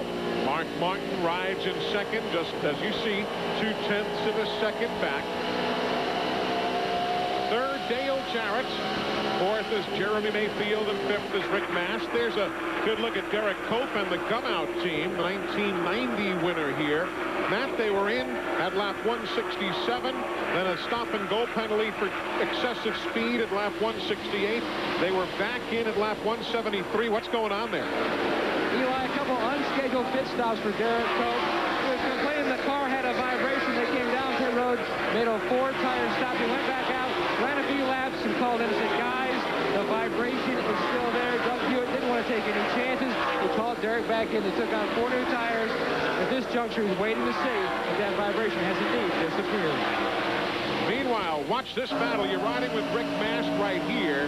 He and Rusty Wallace, 5th and 6th, had to settle out there for a second around Kenny Schrader, but there's Rusty right behind. One of the best battles on the racetrack right now. As the telemetry you see being brought to you by America, makers of heavy-duty axles. 77, slow up high. Doctor, what you talked about earlier, they're getting so much grip out of the corner. You could hear Rick Mast actually roll out of the accelerator as he come off the corner to make the car turn because it was getting so much rear grip coming up out of the corner. But at least when you're pushing like that, you can control the car. When the car is loose, it's just ever so easy to completely lose control of it and hit that wall. Mast up higher. Wallace down a little lower. You can hear him ease out the throttle just a little bit up out of the corner. Yep. Now we're into turn 3. Rusty closed right in on him. And you see right behind Rusty, you can just see the nose of the 99 also. That's Jeff Burton coming at you. He blew past Bobby Labonte before and has closed in on and now gone past Rusty Wallace. We're riding with Jeff Burton. Boy, that car is doing anything he wants it to. He just went down in the lower part of the racetrack. You see him putting Marcus away right there in the center part of the corner. Went by Rusty Wallace. Pretty effortless. A lot of people... Nobody's passed more cars today than Jeff Burton. Sure. And a lot of people have been wondering what happened to Jeff Burton. You know, he really kind of started the year out in a hole with a blown engine at Daytona. Then he had another one let go at Talladega. He went 30 laps down at Martinsville with an early crash. And Buddy Parrott said this morning that what happened to them is the harder they tried to play catch-up, the further behind they got. So they all just sort of sat down and said, let's cool it. Let's just go right into our normal game plan, see how it works. Looks like it's working pretty well. It really is. This is their Bristol car. He qualified 5th there and finished 4th. I guess one of those concrete cars, huh, buddy?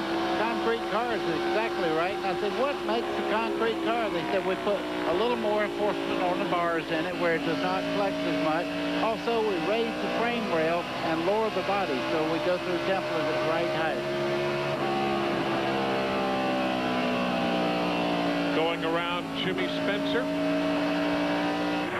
There's the spread for the lead. Don't want to forget about those guys.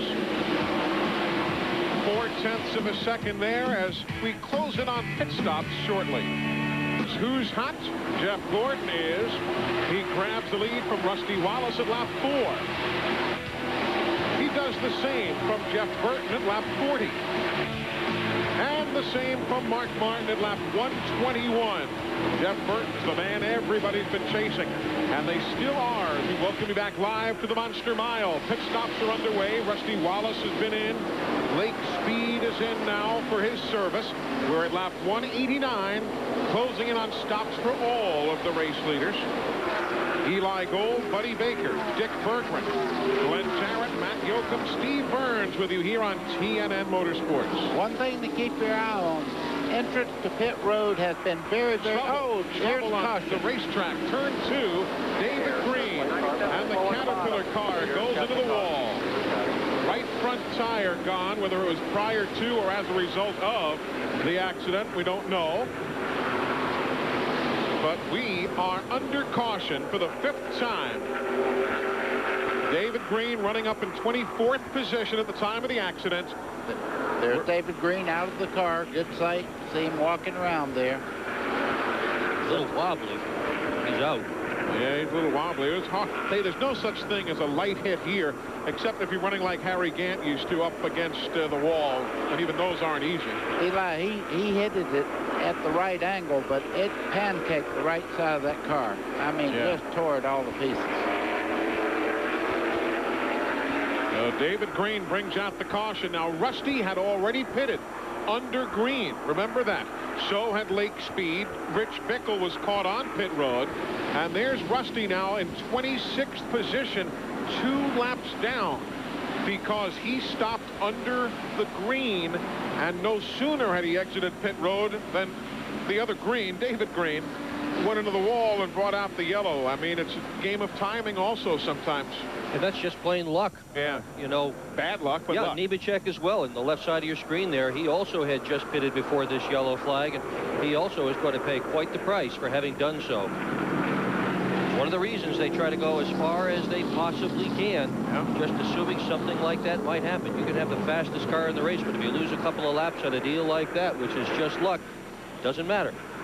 See David Green going to the ambulance. Yeah, Joe Nemechek pitted at 183.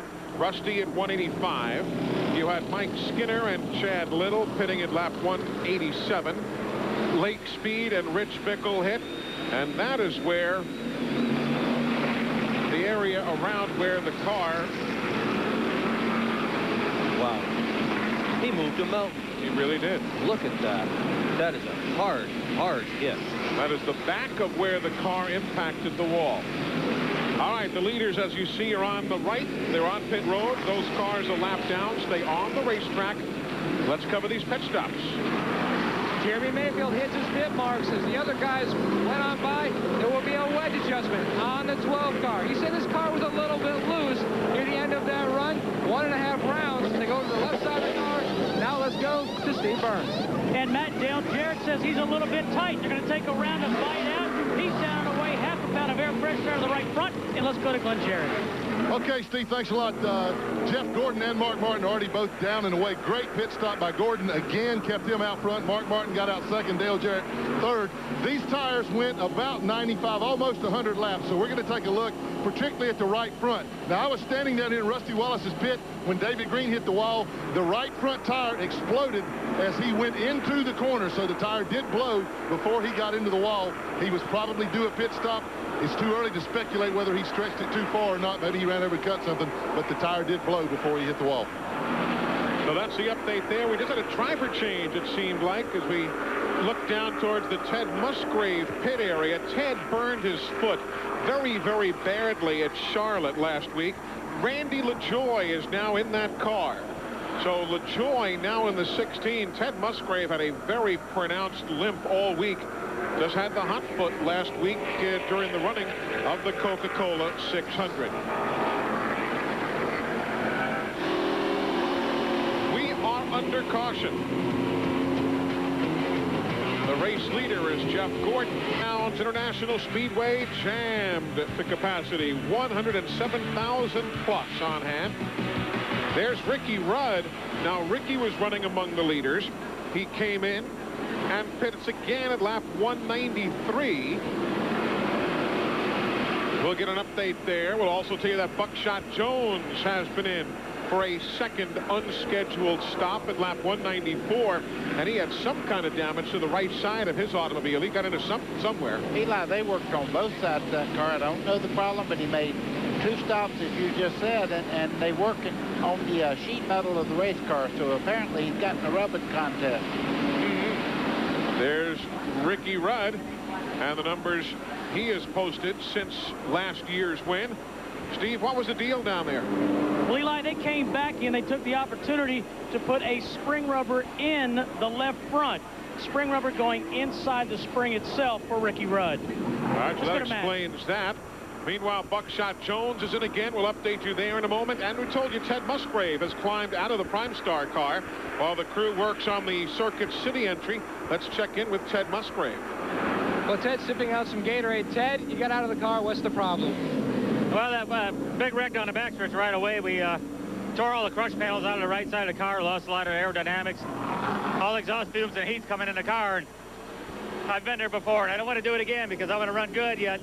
Randy's in the car, and maybe a little while later, I'm going to get back in and finish the thing up.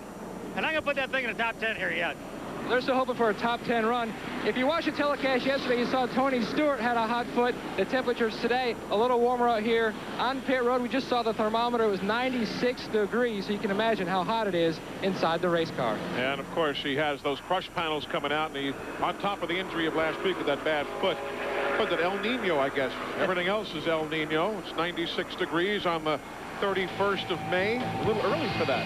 Yeah, it is. But, you know, you got to give it to these guys how well they can run at all when they're injured like that. Track cleanup here after the David Green accident at lap number 190. And again, Buckshot Jones on pit road. They're having to push the car away. Matt, what's going on?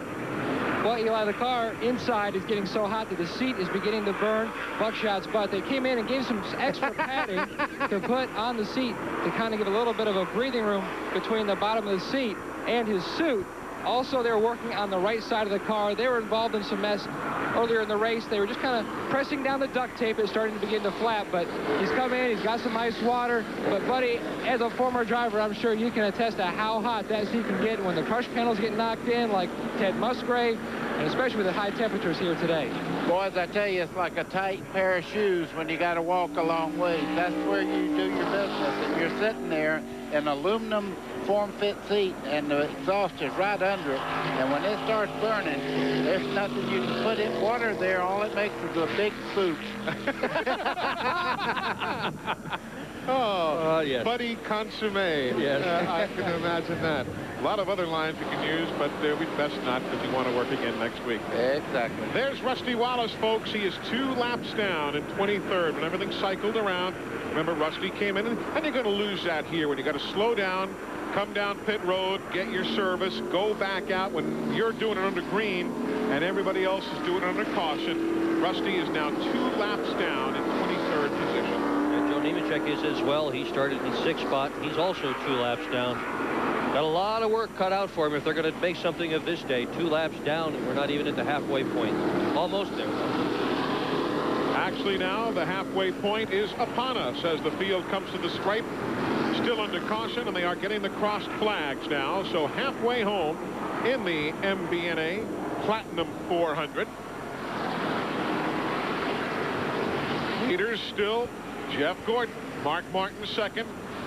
I missed a shift on that, guys. That's all right. It happens. Glenn Jarrett's down there near the leaders' pits. Yeah, guys, I told you I was going to check on the tire wear. That was the longest run it had. Everybody was concerned down here, and I'm happy to report that on the 3 leaders' cars, Jeff Gordon, Mark Martin, and Dale Jarrett, the tires that they took off after 100 laps of green flag racing looked absolutely perfect. Particularly Martin and Jarrett were a little bit concerned because their cars were a little bit tight, and they were afraid of the right front. Nobody had a problem. I talked to one of the Goodyear tire engineers. He said he had seen that all day. They didn't expect any problems. As far as David Green's problem, he said that he probably wore it through, that David was running a much higher groove than the other cars were running up in the middle and upper part of the racetrack through the corners. It's much more abrasive up there. Therefore, it just simply wore the tire through.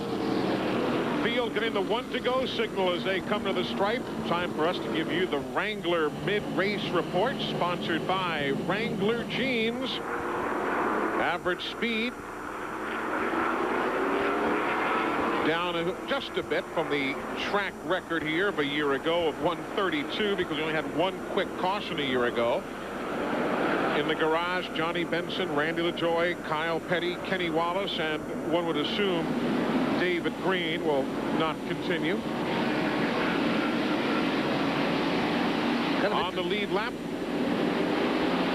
lap, 13 cars as we get set to go back to green.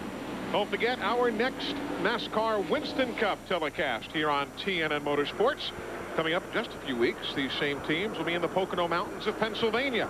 The Pocono 500, it is June the 21st, 1 p.m. Eastern Time, right here on TNN Motorsports. That's our next Winston Cup race. Of course, we'll be in Texas next weekend for the NASCAR Craftsman Truck Series event. 175-mile-an-hour truck race, what I'm talking about, and excited too. On a redesigned, redone racetrack. We'll talk more about that a bit later on. There's Ward Burton in the Platinum Pontiac of his as he takes his position in line just ahead of the modified look of Robert Presley. And the green is in the air. Lap 203, the leader, Jeff Gordon. Joe Nemechek trying to get one of his 3 laps down. Trying to get one of those back. Rusty Wallace also up the front. A little bump right there. Rusty Wallace fighting very hard to make up one of the 2 laps he's down. He did get by Gordon. They made a little contact getting into turn 3. But right now, he's only 1 lap down. One almost a full 2. He is on the tail end of 1 lap down. From the crossover bridge across the back stretch.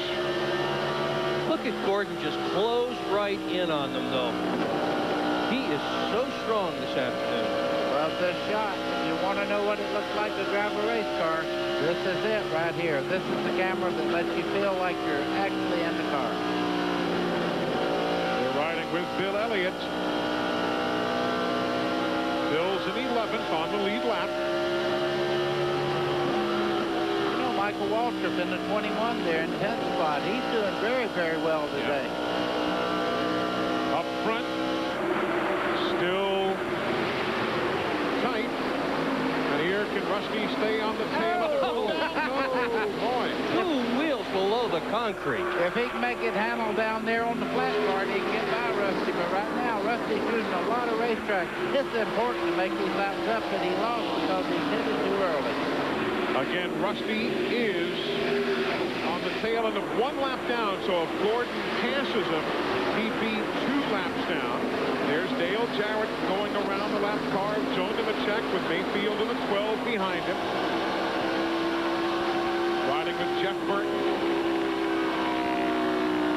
Eli I made a comment earlier in the race today. Jeff Burton passed more cars than anyone else. Started 36 and battled his way towards the front. And Rusty goes another lap down. So Wallace again 2 laps down as Gordon gets by him. Since the halfway portion of this race goes under caution, the Gatorade Front Runner Award, the $10,000 for leading it halfway, is given out after the 5th completed green flag lap. That's right now. So $10,000 more for Jeff Gordon. Watch this. Last lap. Honk, honk. No horns on these things. That's how you get their attention. Well, it's gutsy to do when you've clearly got the best car on the racetrack. Well, gutsy to do to put 2 wheels underneath the concrete as well. He is driving quite an aggressive race, given the advantage he seems to have in his race car.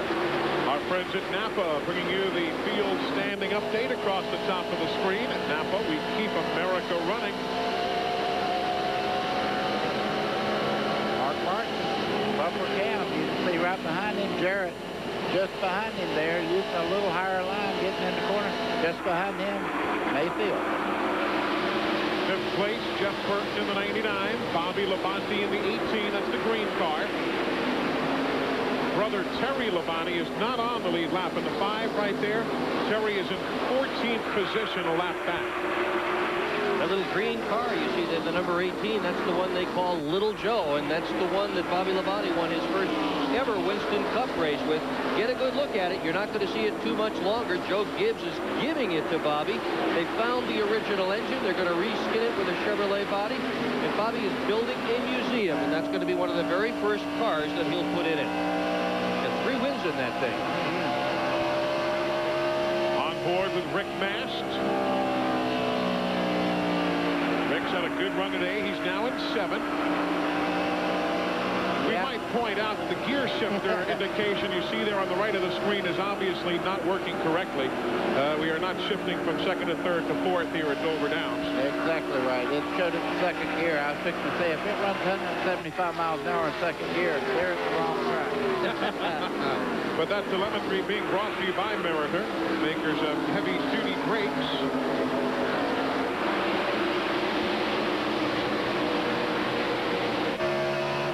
Joe Nemechek, we look at him from the back of Rick Mast's machine. There's Kenny Irwin on the right there. The Texaco, that black car, number 28. Kenny's in 15th. He's a lap down. But solid run for his first time here.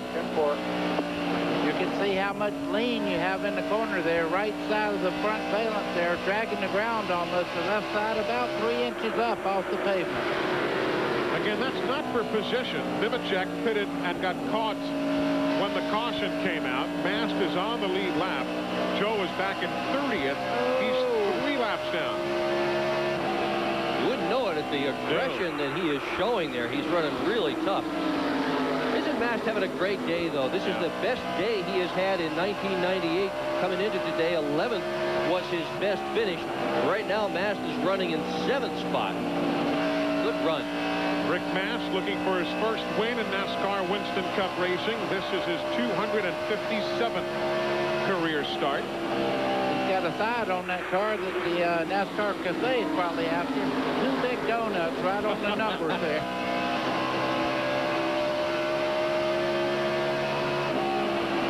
Jeff Gordon still leads. There you see the spread. About 5 car lengths over Mark Martin. Dale Jarrett runs 3rd here on TNN Motorsports. By Bill Elliott. Sure did. And there's a great run for the 43 car. Haven't talked much about John Andretti. He is in 9th, and Ricky Rudd is behind him at 10th. Good battle, and here comes the Circuit City car, that Buckshot. He's running 11th.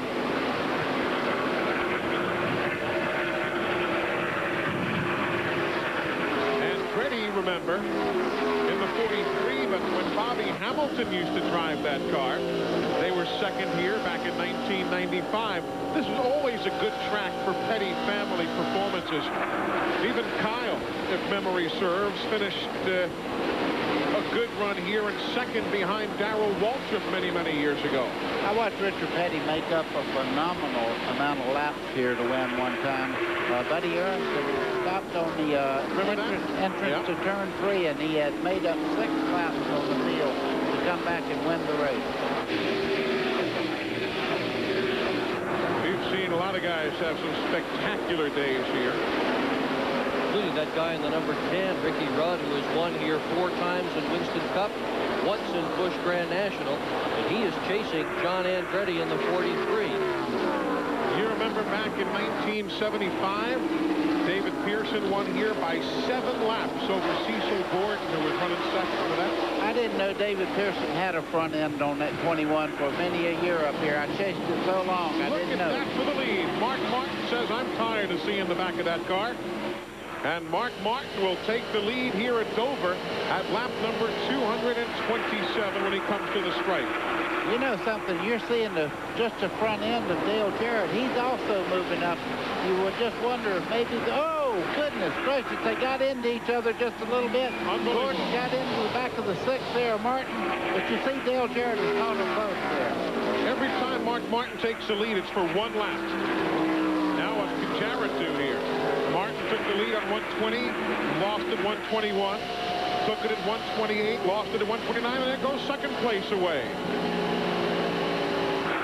How about that? Dale Jarrett is definitely on a mission. I've been watching him for the last 4 or 5 laps. Seems to be the quickest car on the racetrack. As he closes in on Gordon now, only about 5, 6 car lengths back. That car you just saw on the right of your screen is the 99 of Jeff Burton. See him there at the top of the screen. Let's watch this as they go down in the corner, Eli. This is from earlier. Just a little nudge there in the center part of the corner. Mark Martin goes up the racetrack. Gordon was able to turn left and get under him there in the center part of the corner. Now by 0.6 of a second, that's the lead. We also have somebody else sitting there in 4th place. Jeff Burton is driving the wheels off the 99 car. He's closing in on the front 3. I don't know how this day is going to end up, but Burton's been an all-star today, Glenn, no doubt about it. Oh, he has, Eli. I've been looking at the scoring computer for the last 10 or 15 laps here since we went back to green, and consistently Jeff Burton has been the quickest car on the racetrack. Sometimes 1/10 of a second, sometimes only 500, sometimes 300ths of a second, but every lap he's been quicker than those cars ahead of him. I don't think it'll be much longer. It'll take him much longer to pass Dale Jarrett. I think he's the only car on the racetrack right now that may have something for Jeff Gordon. There you see how they're all spread out. Gordon to Jarrett to Burton to Mark Martin. You get a good view of it there from the Duralube helicopter high over top Dover Downs International Speedway here in Delaware. This is pretty unique to be able to ride along with the fastest car on the racetrack. According to Glenn Jarrett, the 99, he says is quickest on the computer.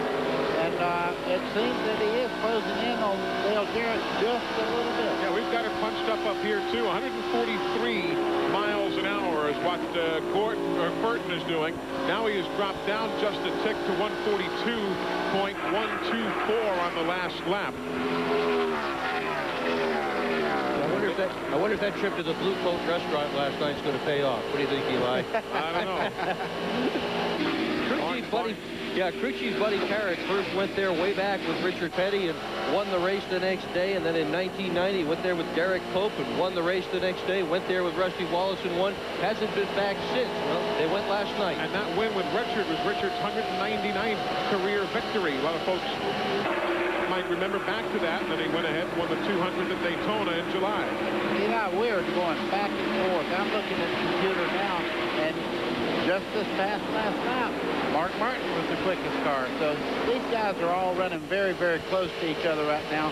The guy that gets around the racetrack clean without any lap traffic or anything may have a little quicker lap, 1 lap, but consistently the first 4 cars are very, very evenly matched.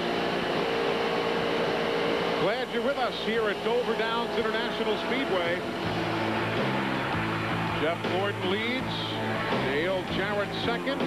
We're coming right back. Bill Elliott riding us around Dover Downs International Speedway in Delaware. He is in 11th spot right now.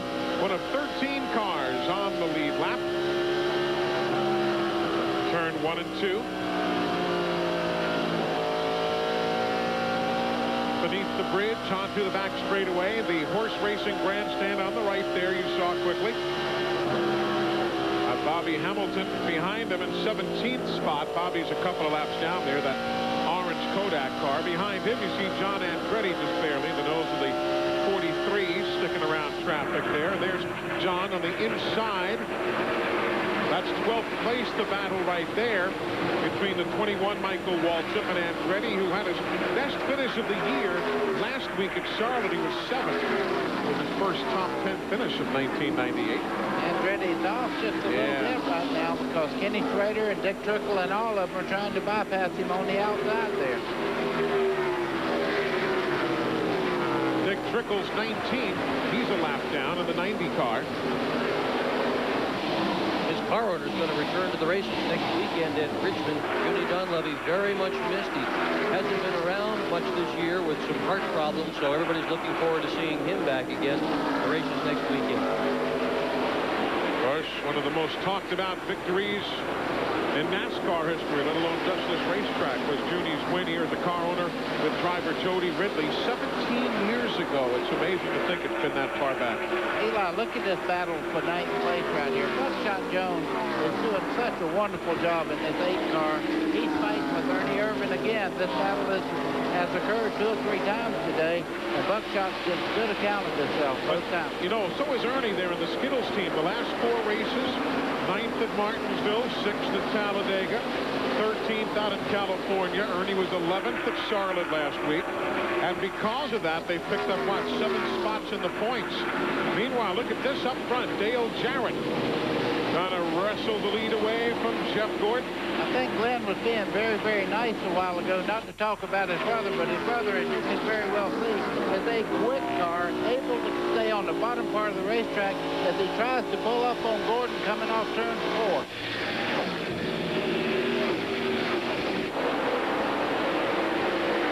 Jeff Burton makes it a threesome now. There goes Jarrett up high. Burton under the inside trying to take 2nd place away. Give a guy just the least little opening. It's going to be all over. Burton's got his hands full now. He's really got some competition breathing down his neck with this deal. Jarrett's very fast. Burton's right behind him.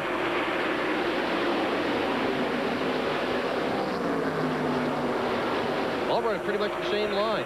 Yeah, pretty much so. They'll have to work here just a bit to get around Dave Marcus in that white number 71. Eli, that's exactly what we were talking about. We're looking in computers, and you see one lap, a guy gets behind another car, has a slower lap. The next lap, somebody will get a good clean lap, he'll run the quickest. All 3 of these cars are very capable of winning this race. From the Duraloop camera, we see Jeff Gordon finally getting by Dave Marcus. One of the toughest men in this industry to pass is Dave Marcus. I don't know. Here comes Marcus fighting back on the outside. He tries every lap. God bless him. Sometimes he'll just ride around, but when you get up on his tail trying to put him a lap down, he'll race you for 25 miles. I called him 5-lap Marcus when I run with him. I figured it'd take me 5 laps if I was lucky to get by him. Jarrett gets by cleanly, and that separates 2nd and 3rd spot. And now Dave will give room right there. One thing, he is a considerate veteran, and he'll say, I know I'm not going to battle right here, and he gives room. Yeah, you're the lead car. He's got to fight for his position too. Once the lead car got by, he moved over. Dave Marcus is in 28th right now. He's 3 laps down to the race leaders. Jeff Gordon right there, Jarrett and Jeff Burton. Marcus is the oldest guy in today's race at age 57. Says he has absolutely no interest in doing anything with his life other than driving race cars. Wants to stick with it forever. I heard he went fishing, though, the other day and supposedly caught the limit. I mean, he had a great day out on the water. He's bragging more about that than anything else in the garage.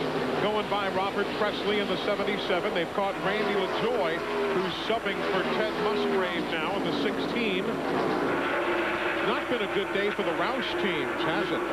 Not at all. The reason Ted Musgraves got out, you see the damage on the right side of that 16 car there. That was from an accident early, and it knocked in the panels where the tires roll 200 and something degrees off the right side tires pouring back in on the driver. That's why he got out. You talked about the Roush teams. You got one of them running in third, one of them running in fourth, which is great. But then the rest of the 5 teams were caught up in that very early accident. Johnny Benson never did come back out of the garage, running, being shown now in 41st position. You've got, again, Chad Little in that accident. He's running now in 38th, about 100 laps down. And Musgrave's car with Randy LaJoy behind the wheel in 22nd. So a mixed bag. 2 good, 3 not so good for Roush. Yeah, and that, you know, you talk about the big family of racing. You see a Chevrolet driver run over and jump into a Ford to help a guy that's too hot in the race car. That's what we're all about. Why don't we break away and take care of a little business here with Jeff Gordon leading. The King is looking on. John Andretti still in the hunt, running 13. That's the King's driver. Leads here at Dover, but coming up next Saturday, you'll be seeing something for the first time on TNN. The Pep Boys Indy Racing League. That's right, the IRL cars here on TNN. High speeds on the high banks of Texas. The True Value 500K. Check it out next Saturday, 9 p.m. Eastern, right here on TNN Motorsports. Eli Gold with Dick Berggren, Buddy Baker, Glenn Jarrett, Matt Yoakum, Steve Burns. Glad you're with us here at Dover Downs. Jeff Gordon hasn't had carte blanche today, but darn close to it. He has been far and away the dominant car. You saw Kenny Irwin make the pit stop moments ago. He was in a lap 258. There you see Derek Cope going in the 30 machine. Derek had unscheduled stops early. He's in 35th. The 88 right behind him. That's Dale Jarrett right there. Second place on the leaderboard. Right behind him, Jeff Burton. That's the third place runner. The Exide Ford. And you pan back just a little bit, and there's Jeff Bodine and Lake Speed. Bodine's in 25th. Lake is in 36th position. Each a number of laps down in their own private battle now. Now you'll see Mark Martin come around the corner. Mark's in 4th, 3.5 seconds behind the race leader, Jeff Gordon. There's the 16 car. Musgrave started it. Randy LaJoy currently at the wheel. And there's Rusty Wallace in the 2. Rusty lost 2 laps, pitting just before a caution came out. And Rusty finds himself in 22nd spot. The white car, that's Dave Marcus. Bobby Labonte next in the Interstate Batteries Pontiac. Did you see Marcus? He stuck his hand out the window and pointed which way he wanted Labonte to pass him, on the low side. Jeremy Mayfield in the 12. Jeremy's 6th, and there's 7th, Rick Mance. They are 8 seconds back behind the leader. Dale Earnhardt right there in the track number 3. He's 27th, just grabbed the position away from Steve Grissom moments ago, but he's running 4 laps down. There's Rich Bickle, who goes by Earnhardt. Rich is in 33rd. He's 4 laps down. And there's Terry Labonte next in line there. Terry's 14th on the leaderboard. 1 lap down. Not really a factor here today, and he's never won here at Dover Downs. The 10 is Ricky Rudd. He is now in 8th spot. And Steve Grissom, he's in 28th, 4 laps down. Further back, Gary Bradbury next to pivot into your picture. From Chelsea, Alabama, he's 34th. There's Joe Nemechek, who pitted before the caution came out before. Cost him 3 laps. He's in 29th.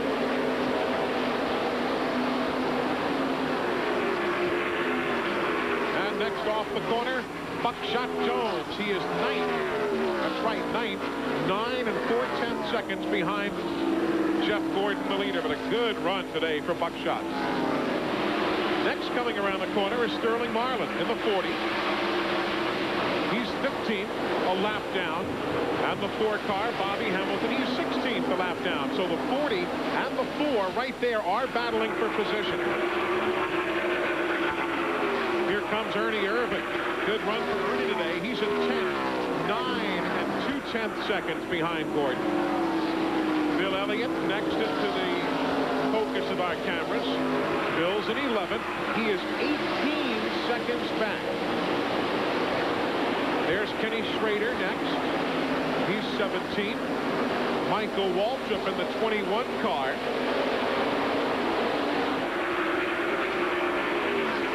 Michael's in 12th. There's John Andretti in 13th from the 43.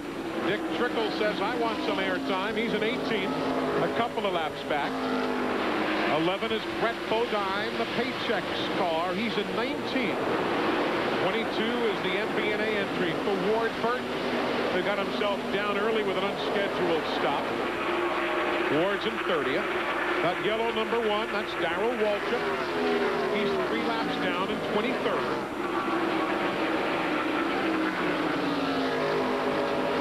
Behind PW, you'll see Mike Skinner in view. Mike's 31st. He's also 3 laps down in the Lowe's Chevrolet.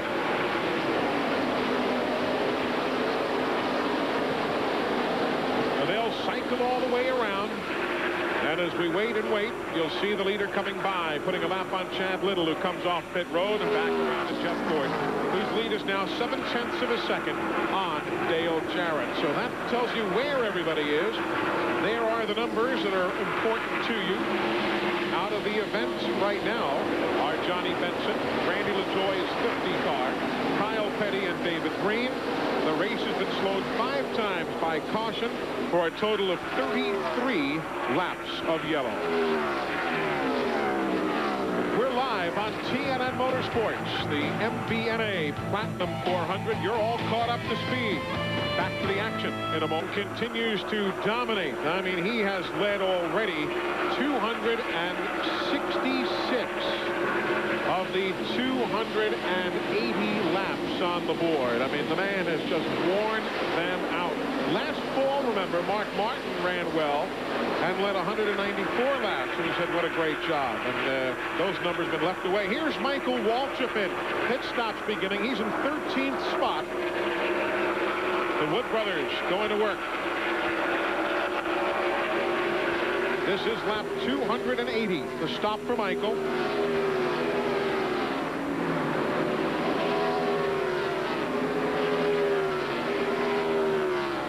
Well done, as you'd expect from the team that invented the high-speed pit stop. Eli, we were talking about the 24 of Jeff Gordon. Look at his number, though. Even the leader has run into somebody today 2 or 3 times. He has a mark on both sides, right on the 24, the number itself. Where there's a little rubbing when you're racing close like they do here at Dover. There's Jeremy Mayfield. Almost thought there might have been a little telltale smoke out from behind that car a little while ago. Doesn't look, it might have just been the way we were looking at things, or maybe the tires were picking up some smoke. Tough to tell. He looks nice and clear right there, running in 6th spot. You know who's backed off a little bit is Mark Martin. Mark is now in 4th, 7.5 seconds back. We're riding with Mark right here. Glenn, what's the deal? I mean, he sounds up to speed, but he's all of a sudden 7 seconds back.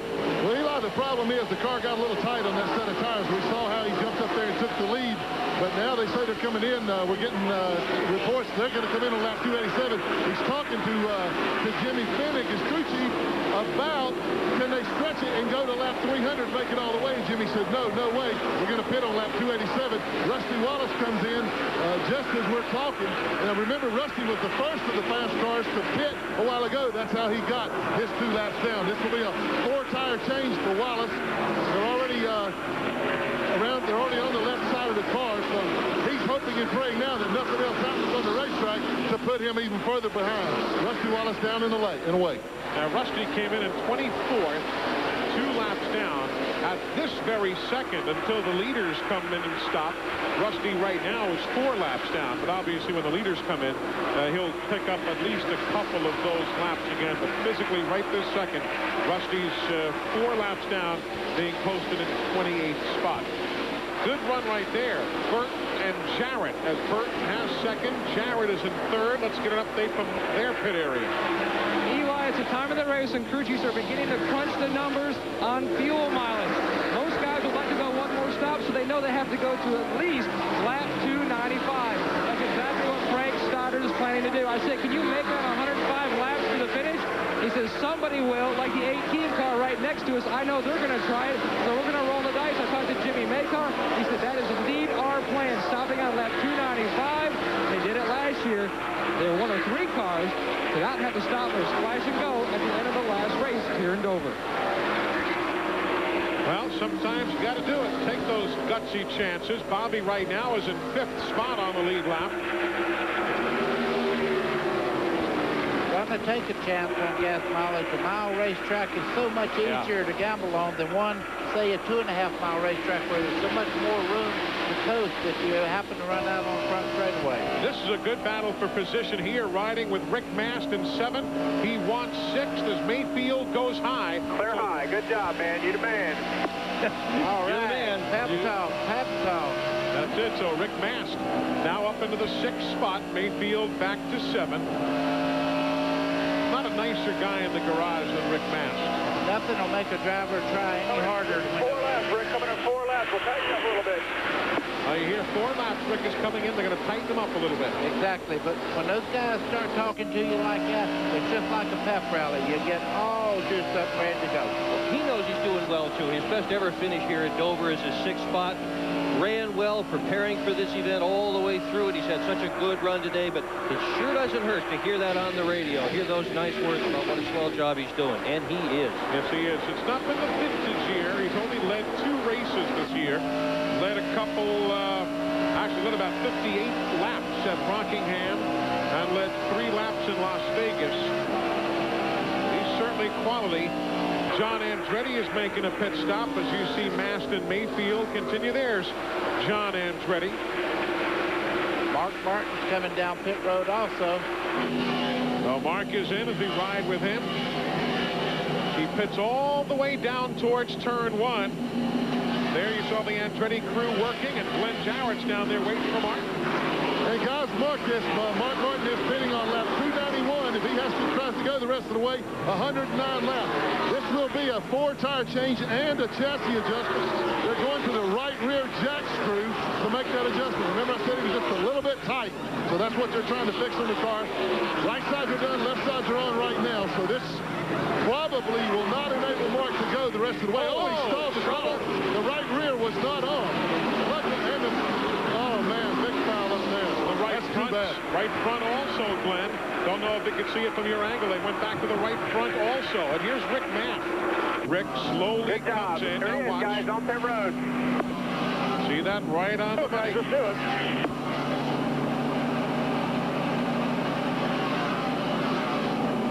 Oh, here we go.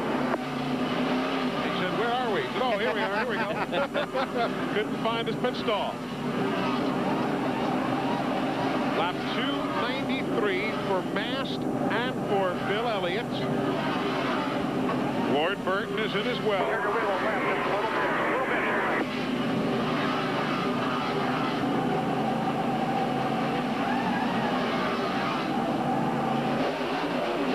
Now we have a new leader as Mast leaves. 3400. The 24. Jeff Gordon is in. That will cycle the lead back on around.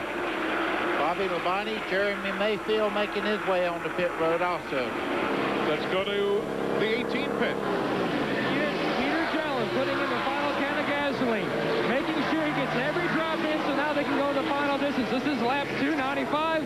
Now let's go up pit road to Glenn Jarrett. Okay, Matt, same thing down here. They're being very careful to try to get all the fuel in the 24 car. 4 tires, he is down and away. 17.2, a good pit stop, a great pit stop under the green. These guys have been flawless on the racetrack and the pits all day long.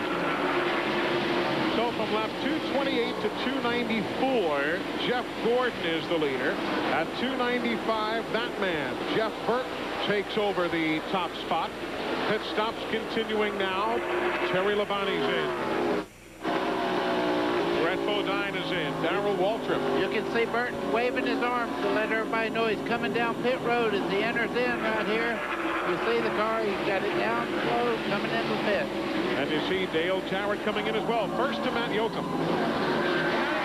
In his pit, What they're going to do is they're going to try to loosen him up a little bit. They're going to open up the stagger on the car. As you can see, Frank Steiner comes around to the left side of the car. Jim Gilbert getting every drop of fuel in the car. This is lap 297. Frank said we think we can stretch it to 298. 18.0 seconds. Now let's go to Steve Byrne. Okay, Matt, Dale Jarrett's in here. They're making a chassis adjustment to the right rear. Obviously, a four-tire stop. So far, it's a good one. The jack goes up on the left side. The left front is on. A little bit of trouble with the left rear on the 88 car from Dale Jarrett. A little bit of a slower stop. He's finally down. 20.2. Ricky Rudd led for moments. He now comes down pit road. Here comes Buckshot Jones in as well. So it's cycling around on the racetrack now as Buckshot's in for service. And there's Rudd, who led 297 and picked up 5 bonus points. Let's cover that stop. And Eli, they're going to make a chassis adjustment to the left rear of Ricky Rudd. As we said earlier, he has 4 career wins here. The right side tires are on. They make the chassis adjustment. The left side goes up, tires off, and the new ones are put on. There's the chassis adjustment. Good stop for Ricky Rudd. So it cycles around. Rudd leads. Jeff Gordon will reassume the lead here at lap 298. So again, Gordon led, then Burton for 2 laps. Ricky Rudd led a lap, and now back to the Rainbow Warriors. Jeff Gordon now the leader again, as we told you before we broke away, having recycled around, and you see the lead now is 2 6/10 seconds over Jeff Burton. There's Mark Martin now running in 5th. He's 11.5 seconds back of Gordon. Of course, he had a disastrous stop moments ago. Watch this here. Watch what happens. See the official? The official pointing to the right front. That means the lugs are not tight on that wheel, and he has to come back around. You see the tire changer there having to come back around, put a lug on, run back, trip, get out of the way. Boy, that's precious time. Precious time. That translates now to 12 seconds of a deficit for the man with which we are riding. So those are the fellas who did the very best right there moments ago. And what a surprise. The Rainbow Warriors once again right at the head of the list with a stop of just over 17 seconds. Those guys are incredible on pit road. They just never make a mistake, and they're always fast. 105 miles from the finish. What do you think? Can he make it? Well, we saw 104 here last year, didn't we, with Mark Martin? Yeah, and that's what won the race for Mark Martin. He was able to get more mileage out of his race car than Kyle Petty, and as a result, he wound up taking home the checkered flag. Glenn, what are you hearing? Is Ray thinking he's in his window to go? No, Eli, he told me definitely a while ago, but I didn't even get the question out. He shook his head, said, I cannot make it. The same thing from Mark Martin's pits and obviously Rusty Wallace. Meanwhile, Ricky Rudd in the 88 car say that they can make it. So here's Matt. The benefits of multi-car team ownership. Jack Roush called down and said, look, I know the 99 car is too tight. Frank Stoddard tried this setup. We tried it with Mark Martin's car. They dropped a pound on the left side tires to try to help the car cut in the corners and help Mark earlier in the race. Jeff Burton says the car is already feeling better. Well, interesting. He's running in second, Burton is. There's the leader from the Duraloop camera. High overhead, the Monster Mile and our helicopter. 2 4/10 back is Jeff Burton running in second. Then you got the wild card of Bobby Labonte still. We got indications there he might be able to stretch it from 295 to the finish. This all is contingent on no cautions. We've not had a yellow since lap 190, the last of the 5th of the 5 yellows of the day. There goes Jeff right there around Phil Elliott.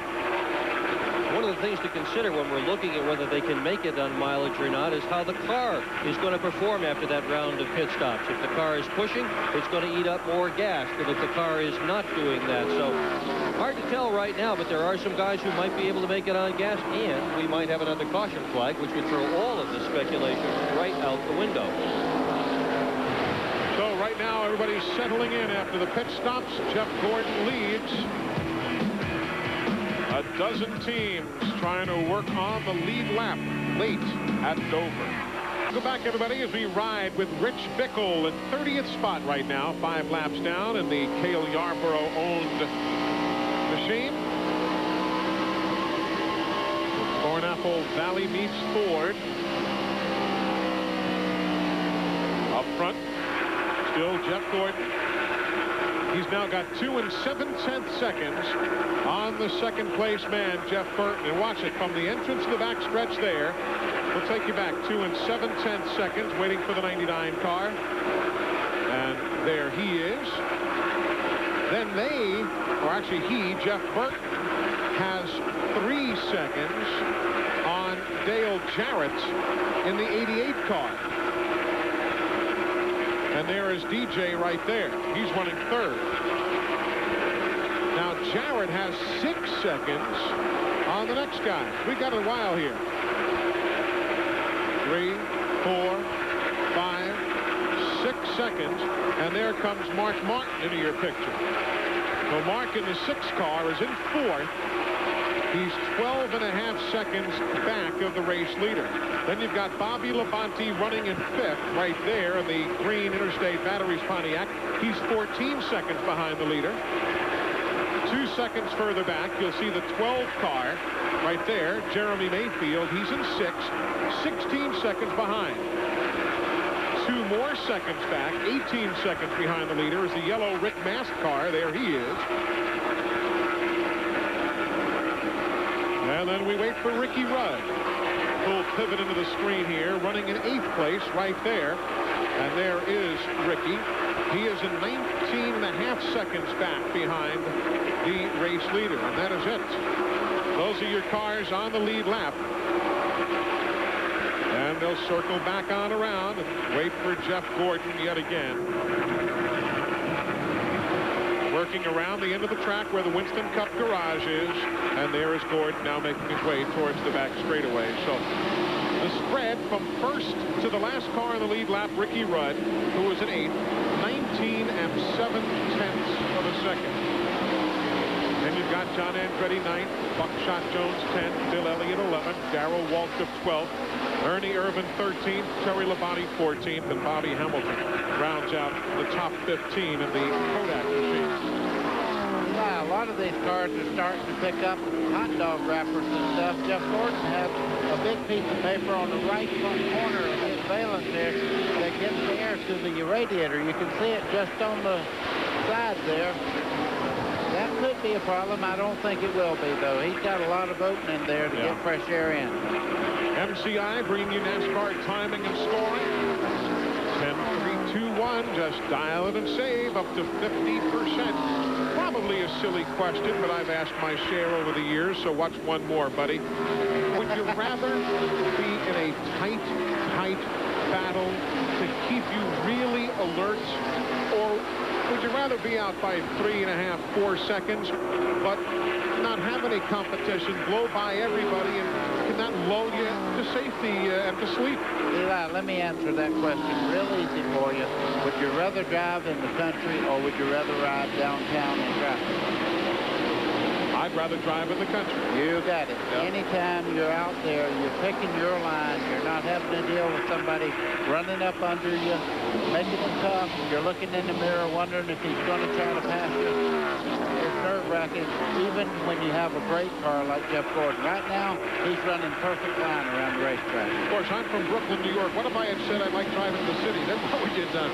Well, that would have verified. Well, never mind. Jeff Gordon is the leader, about to go around Mr. Earnhardt.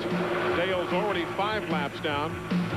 Ray Evernham, Jeff Gordon's crew chief, got to love what he sees. At the back, there's a good battle on the racetrack. 5th and 6th spot right now. That's 19 seconds behind the race leader, but it's the best battle on the racetrack right now. Bobby Labonte in that green number 18. Jeremy Mayfield going higher, as you see. And that's where Bobby's making a lot of time on Jeremy right now.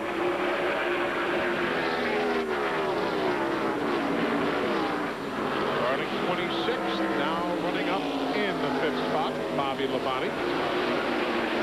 What a year Jeremy Mayfield has had. He has contended for every single race except this one, Talladega, and the Coke 600. Contended for the win. There is our First Plus race summary from First Plus Financial. At First Plus, we are working for you.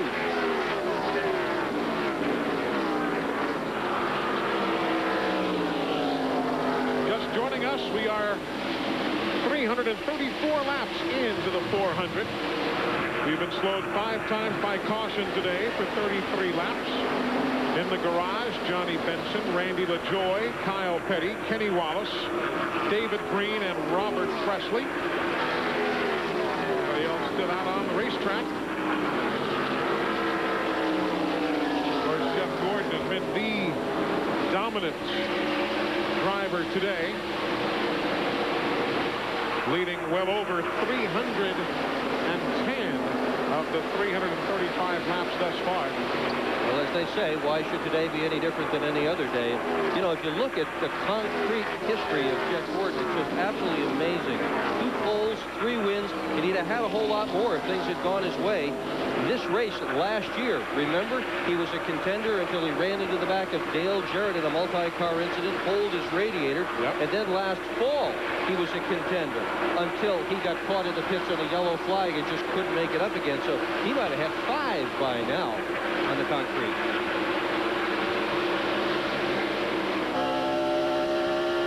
Wow, you can see the number peeling back on the car there of Bill Elliott. As he goes down, you can see a little bit of maybe tape just kind of vibrating on the back part of the car, too, hanging off the back of the car. That's the camera up top, kind of pivoted over to the side. There, you see it right there, the front of that 9.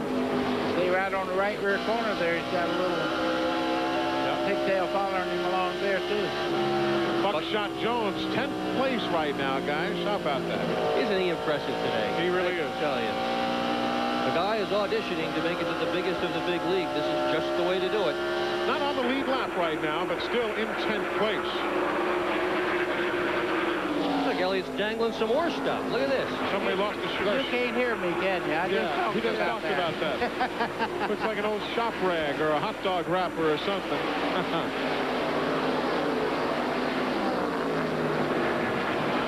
So maybe he knows somebody who was just married or something. It's one of those little shakers. If someone is just joining the telecast, the 8 car there, Buckshot Jones, just in front of the 94 Bill Elliott, he has a real problem. His seat is mounted in the car where it's conducting heat to the seat of his pants. And, Betty, I'm going to tell you, 400 laps around here when you're baking your fanny like that, it's very, very disconcerting. You know, we should also point out this guy's not used to running this long. He's a Busch Grand National driver who is accustomed to races half this length. Jeff Gordon continues to lead. We're riding with Bill Elliott right here. This is for position.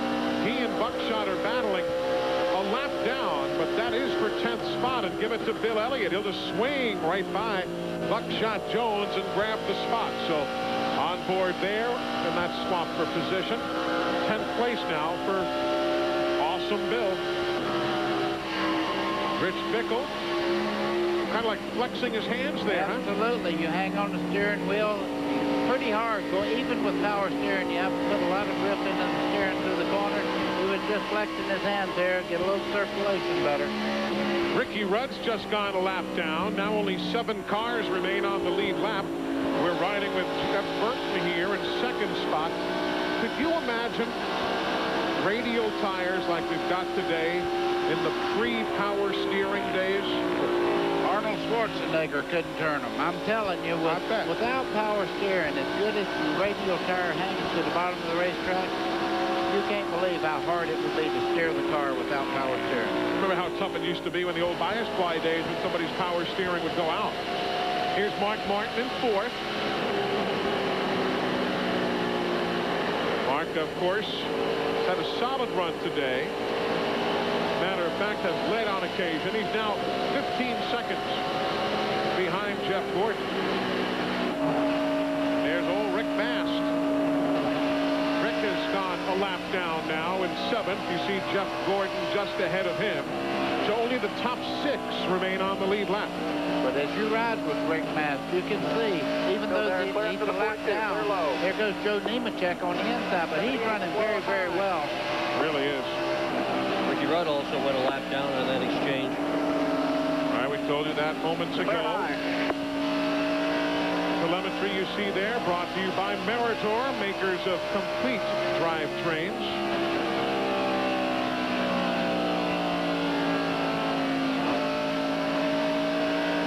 wiggle for Nemechek there. You see that? Yeah, he's just checking to make sure he can still turn right after all these lefts he's turned today. He absolutely got sideways. He is, right at the moment, catching Gordon at a pretty good rate.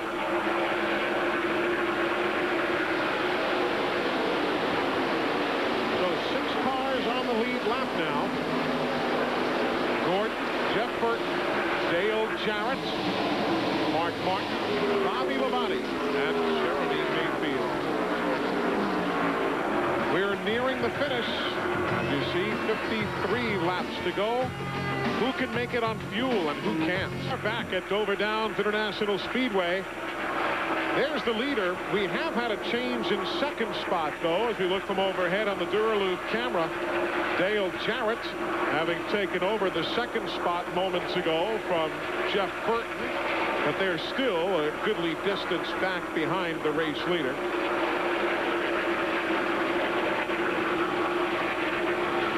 AC 4 and 5 seconds back, respectively, for Jarrett and Burton. Burton now 5 1/10 back. Joe Nemechek, 42 car. He's 6 laps down there. That was Ray Everingham saying, Jeff, don't worry about the 42. Yep. Let him go. There's no reason to race him. Let him get his lap back. Riding with Jeff Burton. And here comes Michael Waltrip on pit road now. Michael's in 12th, not on the lead lap, but he will be making his stop right here, lap 356. So interestingly there, he's in at lap 280 and now 356. So he's gone 76 miles. You saw Eddie Wood there come around, and Len Wood came around. 2-tire stop. Absolutely a 2-tire stop. They're trying to get back out there in case these other guys have to come in. That's all they could do. They were losing to the leaders right there. 2 tires might make a difference. But boy, the track position, he gave up. Yeah. Wow. Matt, what about pit stops for some of these fellows who say they can't go the distance? Eli, Jeff Burton did all he could to hold off Dale Jarrett. His car is just too tight. He couldn't hold him off, so he let him go by. They are still hoping to go the distance. I asked Craig Stoddard, can you make it? He said, I think so. So they're throwing the dice down here to 99 pit. Let's go to Glen Kerr. Well, meanwhile, down in the Gordon pit, Ray Everingham told Jeff just to take it easy. He pulled over and let Joe Nemechek by on the racetrack to try to get a little wind off of him. You guys talked about that. No use racing him hard.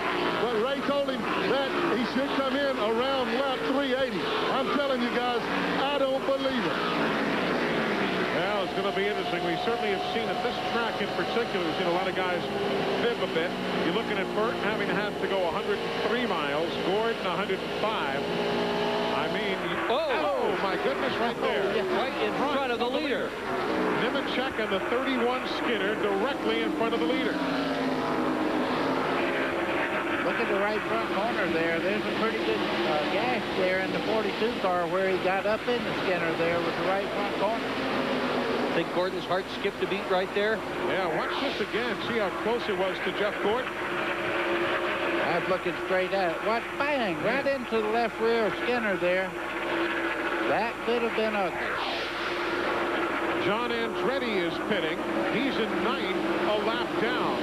So the 9th place man, you see Andretti, he's in at lap 361. Robbie Loomis's crew going to the right side, and the fill of 76 Racing gasoline. Little time on the right front of a 2-tire change is done there. I mean, let's face it, guys, after the May 16th running of the Winston, you've got to believe that Ray Everingham knows his fuel mileage down to the nth degree. I mean, they're not going to take the chance. I don't know. He knows either he can make it or he can't. There's no ifs or questions in his mind. I can't believe. I'm sure he knows that, but the question is whether he really would take a chance on one of the races. Well, just a week later, he made the right decision on 4 tires that won him the race. He is a gambler. Yeah. He's also a very, very smart crew chief. So if he thinks he can make it, they won't come in. But if he, I don't know. I just don't. I'm I'm not sure about it. Now, Glenn, the other guy in the mix there, you got Jeremy Mayfield going a lap down in 6th spot right there. The 12 just going a lap down. So only the front 5 on the lead lap. Glenn, I was going to say the other guy in the mix, 109 laps in pit runs, is this guy right here, Mark Martin. He came in at 291. And what's their situation now? Well, they're telling Mark that he's going to have to pit in about 19 laps on lap 383. That's the last communication we heard from them. He was the one that was the most definite in saying they could not go all the way.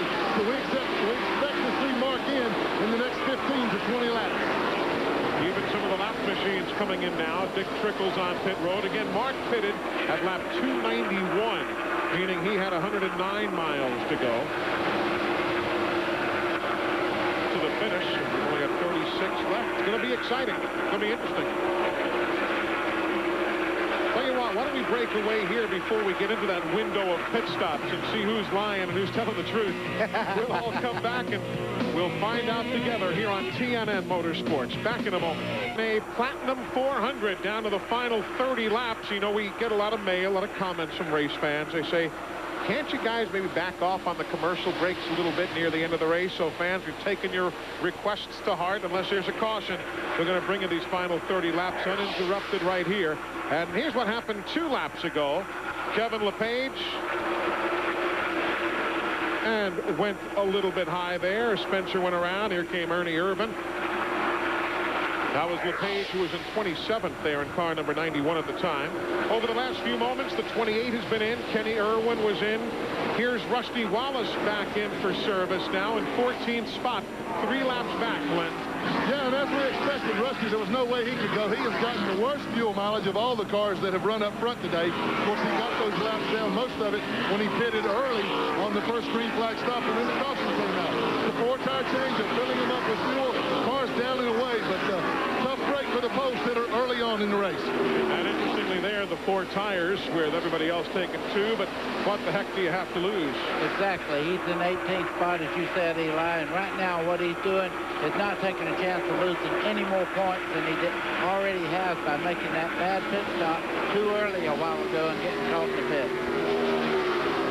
Around Brett Bodine goes the race leader. Brett's having a good run. He's in 15th today. You know, Brett at this time a year ago, the 11 car, at this time a year ago, he was 29th in points.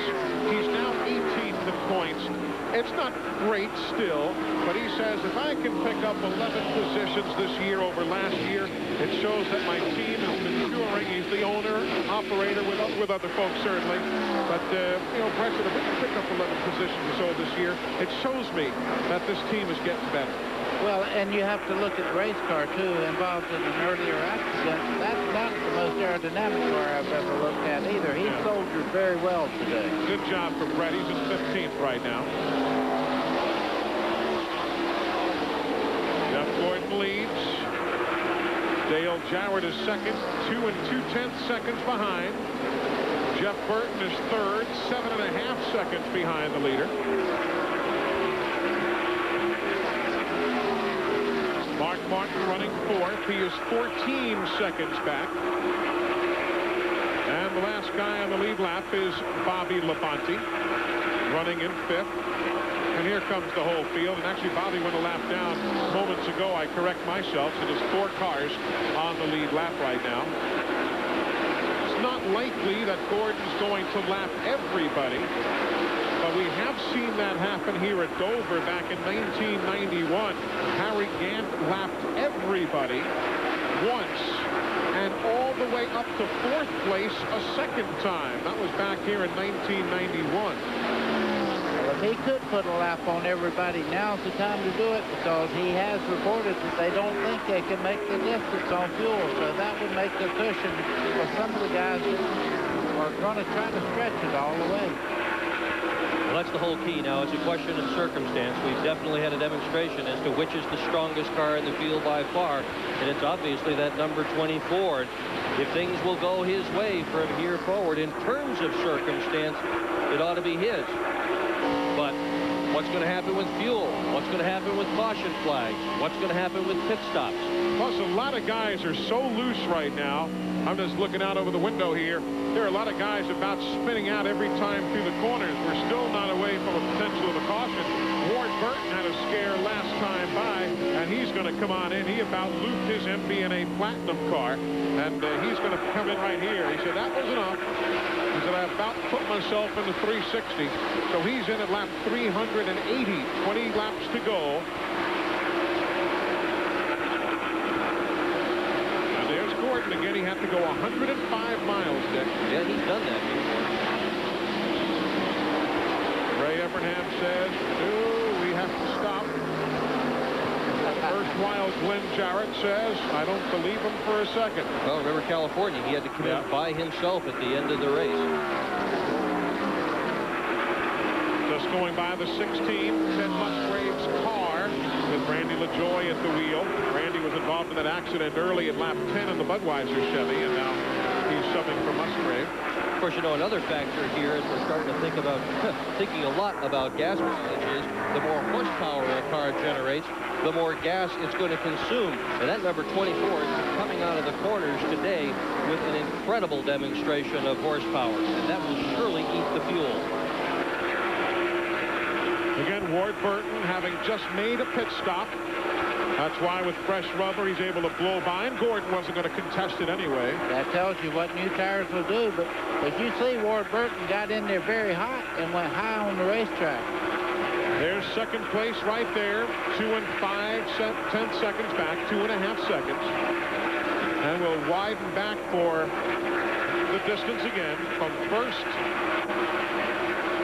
right there, back 2 seconds. Bill Elliott is in, he's running 10th. Bill could not go past lap 384, so he's in for a splash only, a splash of 76 fuel. No tires on the McDonald's team. They've already made their stop. They were in for like 3 seconds, a splash and go.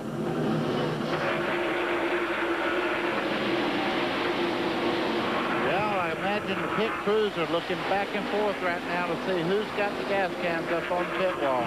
Glenn, tell us again what Ray Evernham said as far as their fuel window, whether we want to believe him or not. What did he say? Well, they're within 5 laps, Eli, and they told Jeff on the radio a while ago that they would come in for a splash and go.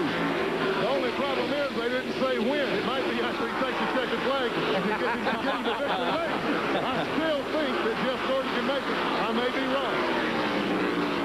Well, that's why we're here together to watch it on TNN Motorsports.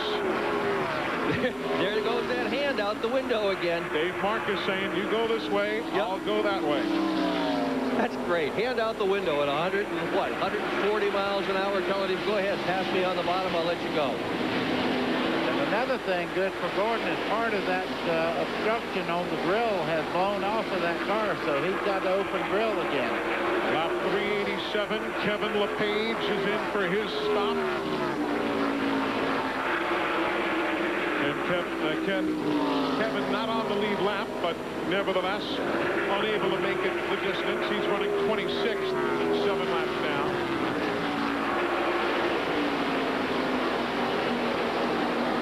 I was trying to look at the computer and see if maybe Jeff Gordon was backpedaling a little bit trying to save fuel, but in the last lap he ran 142 miles an hour, Jarrett 139. Well, here's Mark Martin. Remember, he had to go 109 miles. He knew that wasn't going to work. If it did, they'd still be here to Wednesday tearing the car down.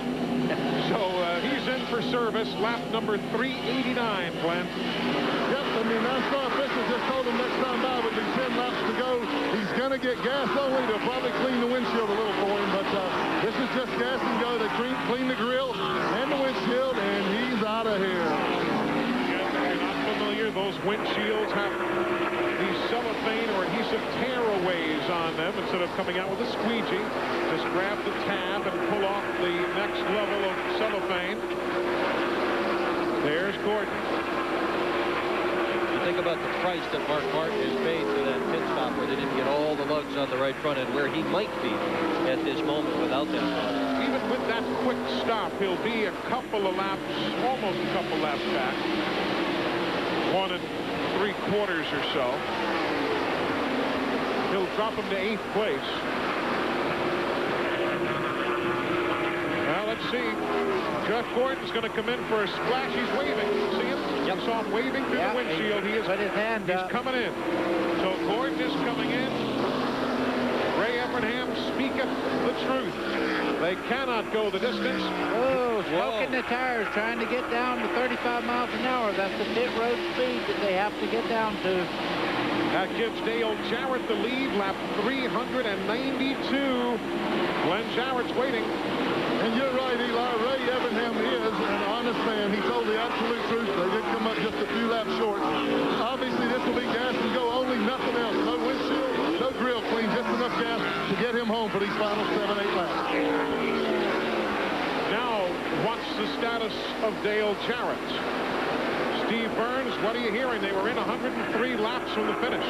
Well, Eli, I talked to the gas guys after they were doing their calculations on fuel mileage, and I asked them if they could go all the way, and he said, we can, but just barely, so it might be close on the 88 as well. 7 miles to go. Now as they cross the stripe with 6 to go.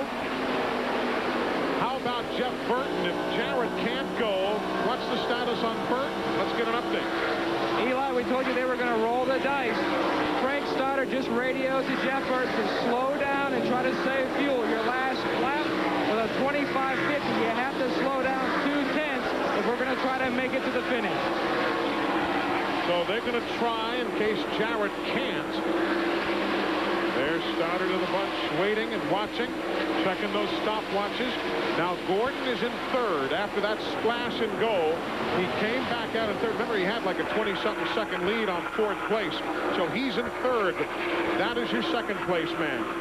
This is absolutely nail-biting time. I guarantee you these guys right now are listening for anything, looking at the fuel pressure. If it bounces it and you think, uh-oh, here it goes.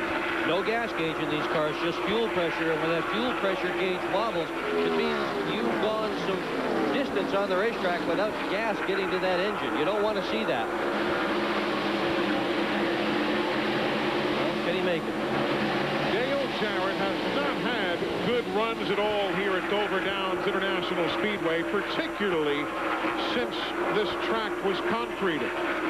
Matter of fact, we showed you his numbers way back around 11:45 this morning on our pre-race show, and he just has not had good success here at the Monster Mile of late. He's never won here in the previous 22 visits. It'll be the white flag next time by. Burton slowing just a bit under direction from his crew chief.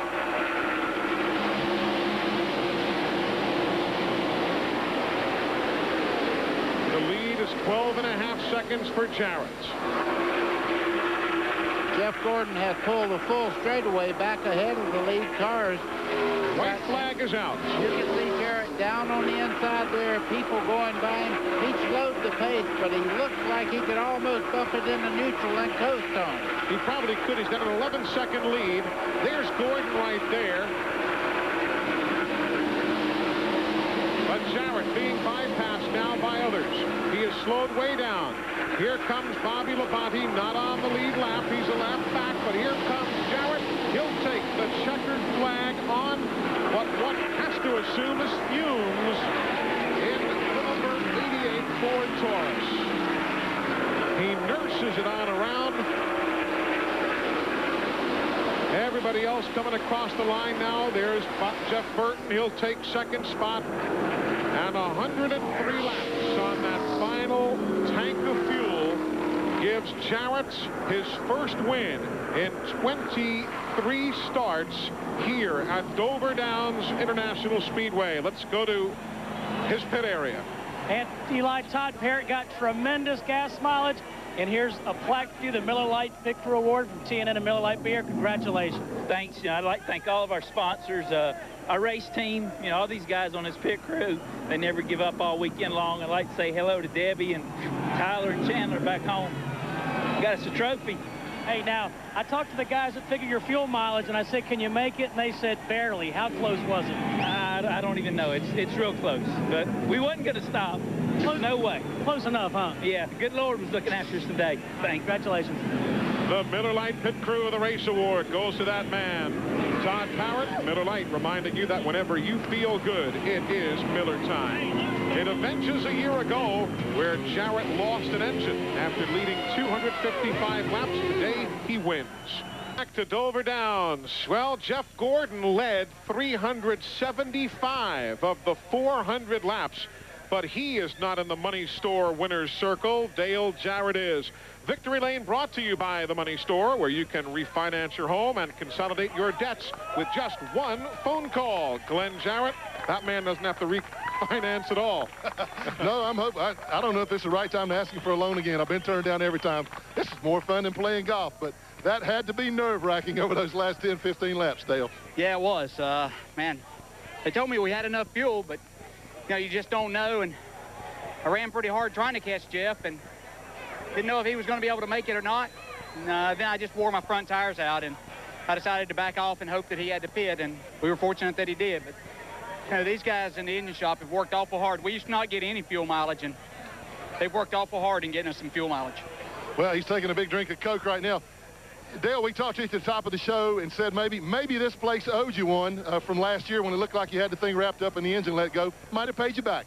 Well, yeah, if there's any such thing. I don't know if anything owes you or if you get a payback, but been wanting to win here for a long time. Tough racetrack, and just glad we were able to have a good, safe day. Thank God that he gave us a good day to race and a safe day, and thank his crew for a fantastic job they do week in, week out. Our sponsors, Ford Quality Care and Ford Credit, Coke and Fleetwood RVs, Mac Tools. We appreciate all your support. Say hi to Kelly and the kids. Be home soon. This one's for y'all. All right, also, Dale, the tire, there was a lot of concern. The car stayed pretty tight all day, but that new Goodyear tire served its purpose well. Yeah, Goodyear did a fantastic job. You know, I was a little concerned knowing we were running that fast the first day, but Wayne Torrance and all the Goodyear engineers assured me that the tire was going to last, and it did a fantastic job.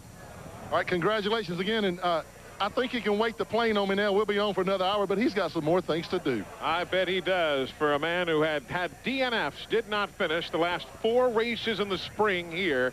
Well, he's in victory lane today, but who would have thought that that guy wouldn't have been? I mean, Jeff Gordon led 375 of 400 laps. He didn't lead 25 laps. And, Steve, he just is not in victory lane. And he's hot right now, just trying to get some fluids in his body. Jeff, what a tremendous race you ran. Man, that's a great run. Great race car, great race team today, and that's a tough way to finish third, I can tell you that. But, you know, hey, that's the way life works, you know. You just go out there and you run as hard as you can and get what you can get. And we're happy with the third. You know, when they dropped the green flag, you asked me if I was going to finish third. I said, hey, that'd be a great day. But, you know, as dominant as the car was, it just wanted to get out there in front and lead. And, you know, just kept getting better and better and better the older the tires got. And I got to commend Goodyear for a great tire. They brought a great tire, and our car really adapted well to it. But great race for the DuPont Automotive Fisher Chevrolet and this whole team, and we're real proud of it.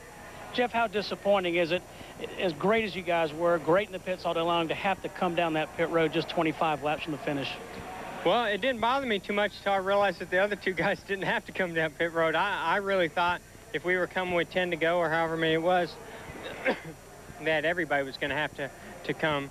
And, you know, it was pretty disappointing when I looked at my mirror and I realized, and I came on the radio and said, those guys aren't going to have to stop, are they? And, you know, that was frustrating because we had such a great car and we did all we could do to get to victory lane, but that doesn't always mean you're going to get there. All right, great run. Let's go to Matt Yoakum. Well, Jeff Burton and Frank Stoddard gambled. You guys nearly came up to win. Your best career finish, your second. Congratulations. Yeah, thank you. We had a long way to come. The X-Side 4 drove real good in race trim. We struggled a lot getting into qualifiers, everybody knows, but the car was really good all day, and got a little bit tighter at the end than we anticipated, but the light 24 car, he got a little tighter than he wanted to also, and the 6 got looser, so sometimes you guess wrong, and sometimes you guess right. This has been kind of a turnaround for you. You guys have struggled a lot this year. How big of a confidence booster is this for you? Well, we throw out qualifying. It's a real big confidence booster. This is the 3rd week in a row we finished in the top 10, and we just want to get our consistency back. Getting, you know, if you can get back where you can run in the top 7 or 8 every week, then you can get your wins, you can get your points like you need to be. And that's what we're looking to do. Was the fuel pressure gauge starting to bounce a little bit? I don't even look at it anymore. If they tell me I can go, I can go. They tell me to look at it, but if looking at it doesn't do any good, it's going to run out or it's not going to run out. Congratulations, Jeff Burton, 2nd place today in Dover. You know, we talked about Jeff Gordon leading 375. 6 drivers combined to lead the other 25 laps today. Now the Haviland Point recap brought to you by Texaco, a world of energy, and that's how the numbers will look heading on to Richmond International Raceway, 1 weekend away. Awfully tight. But the winner gets the honors today. Dale Jarrett led when it counted, took the lead at lap 393 and stayed there for 7 miles. It's now beginning to file out onto Highway 1. You see it there towards the top of your screen. U.S. Route 13 is over towards the left of your screen there, heading up towards Philadelphia and the Wilmington, Delaware area.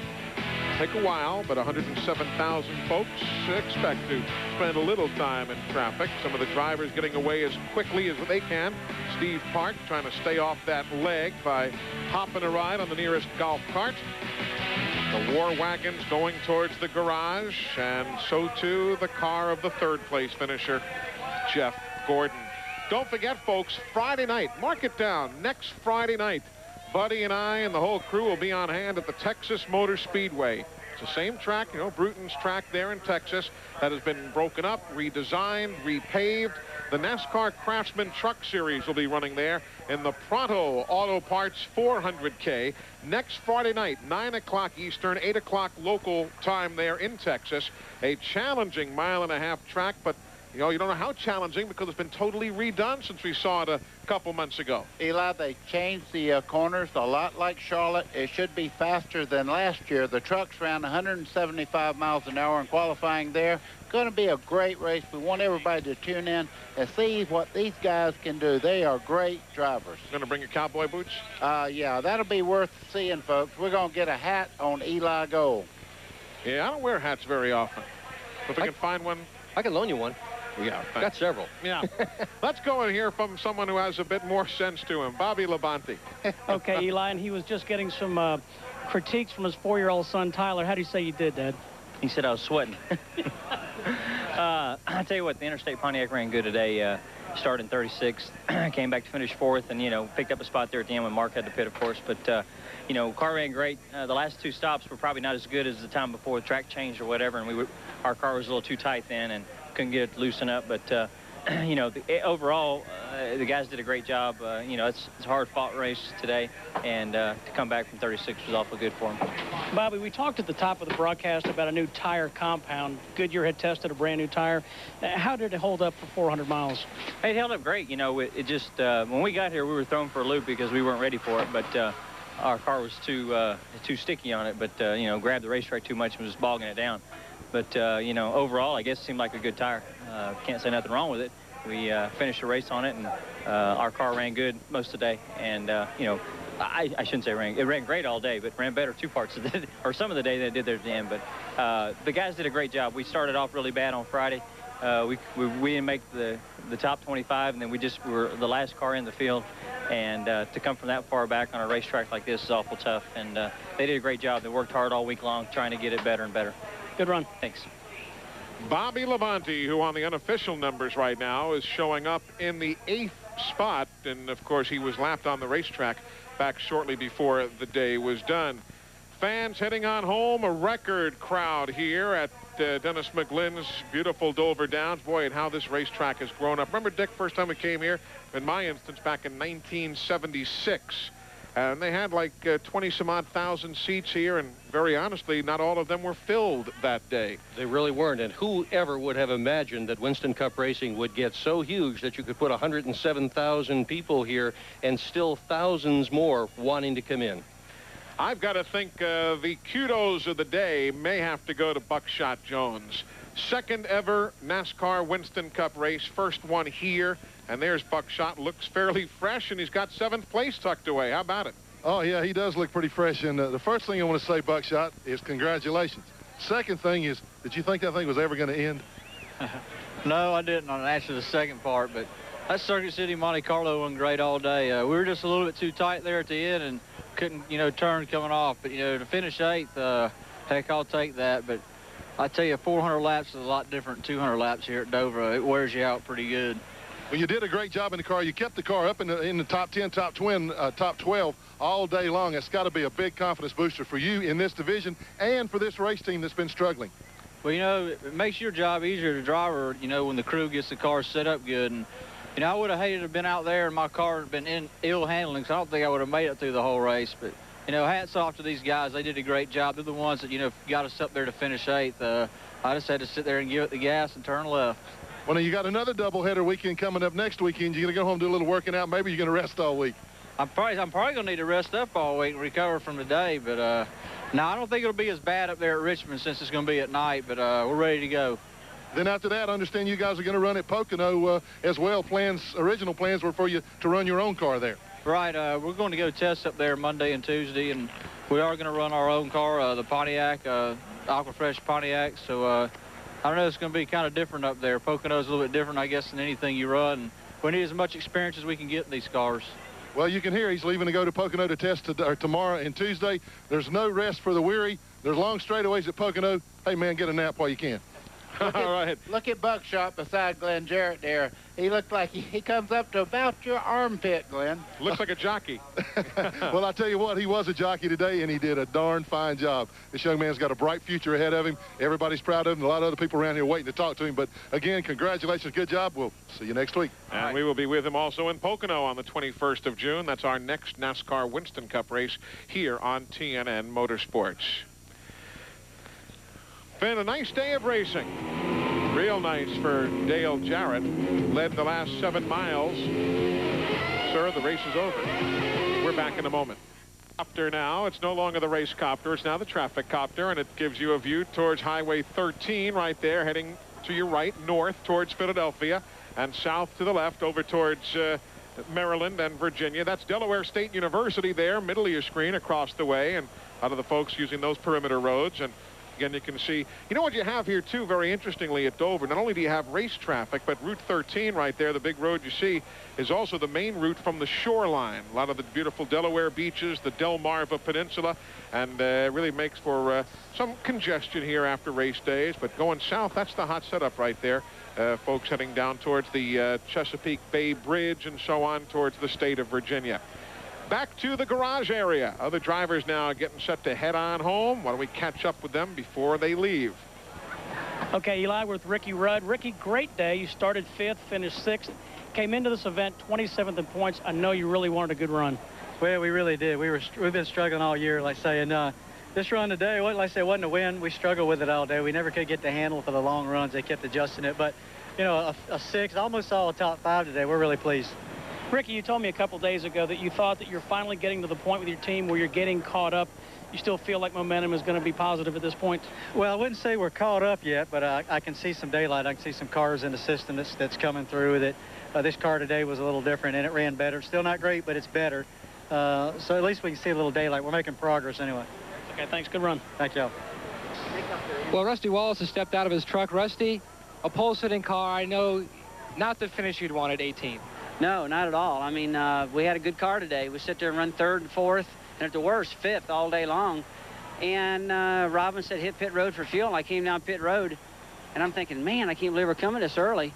But I had no idea we were getting this atrocious fuel mileage. We probably had the worst fuel mileage going on in the whole garage area, they were saying.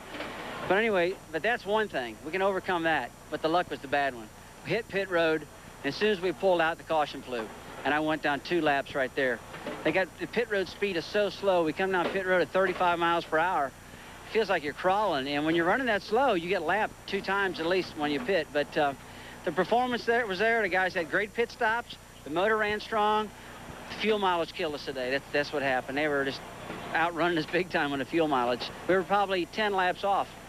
The other title contenders had a good run today, good top 10 finishes. This is going to be a hit for you in the points. Oh, I know that, yeah. I'm well aware that I got a big hit in the points today, but you can't slow down. You got to keep on digging every race, and when we get to Atlanta in November, let's see where it falls out. But I'm not going to back off. I mean, we got the pole here. We ran strong, real strong all day long. Couldn't beat Gordon. Couldn't beat the 6 car or the 88, but at times we had them all beat, and they had us all beat at different times. So my car was pretty tight all day long. We made a lot of adjustments, and it got better and better and better. But race is over, and I'm 18th. Well, on a bad note, 40-plus races since your last win, but the good news, you're going back to Richmond. Well, it doesn't make a difference. I mean, I came here thinking I was going to win the race today because we were really strong. So I got to try to win them all, and everybody keeps reminding me about how many races I've gone. I guess that's newsworthy, but hopefully next weekend we'll win and we'll get some points back. Well, good luck next week. Buddy, let's talk about fuel mileage for the fans who are new to NASCAR Winston Cup racing. If we're talking about a big-time team and they've got real good engines, all of them, why does one guy get atrocious, in this instance, Rusty, and why are some getting better? What's that variable in there? Well, they get on the dynos at the race shop and adjust the car, and they say, okay, this will not burn a piston, but it's very, very lean, and it's getting better gas mileage.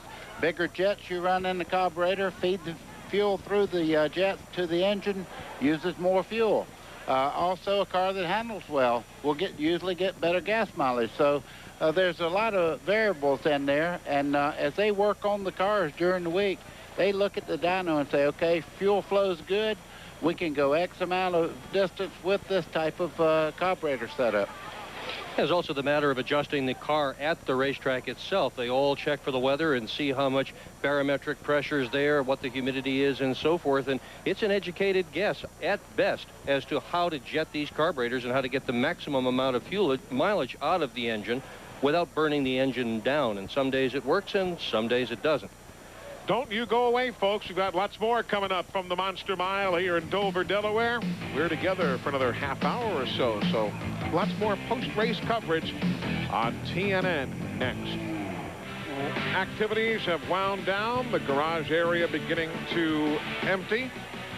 Looking for a way to keep cool, just find the nearest cooler and shove the puppies in, kind of like Ernie Irvan is doing. Ernie had a good run. He's 8th today, but looks like he's got the hot foot. Yeah, I think Jerry Reed said it best, when you're hot, you're hot. And this is not what he had in mind, though. Few burns out there, but pretty doggone good day. You know, the Skittles Pontiac seemed to run pretty good all day. We're just a little bit off, you know. We had a pretty decent qualifying effort, and from then on we were a little bit off and never could find what we needed. But, you know, the guys did a great job in the pits and getting me in and out, and, you know, we made it on fuel mileage, so... you know, hey, we'll take anything we can get. Well, you got a good thing to take today, and we were talking right before we came on the air, Ernie, about just about how hot it was out there. The humidity and the heat driving it, that's a miserable day. It really was, you know, but I guess we all had to put up with it. Well, you put up with it well. Burns on your feet anywhere else? Cut on my butt, yeah, but you know, hey. You know, it was only 400 laps. I'm glad it wasn't 500. He said that exactly right. Guys, we're going to go let him cool off. He is burning up. You can hear from his voice. He's a tired man, but he had a great day. Good run for Ernie Irvan in the Skittles Pontiac. Was a super run for Ernie. Comes home ahead of Terry Labonte, who finished 9th, and Rick Mast came home today in 10th. Stick around. More coming up. Speedway track now clears out after a super crowd today. Saw Dale Jarrett get to victory lane.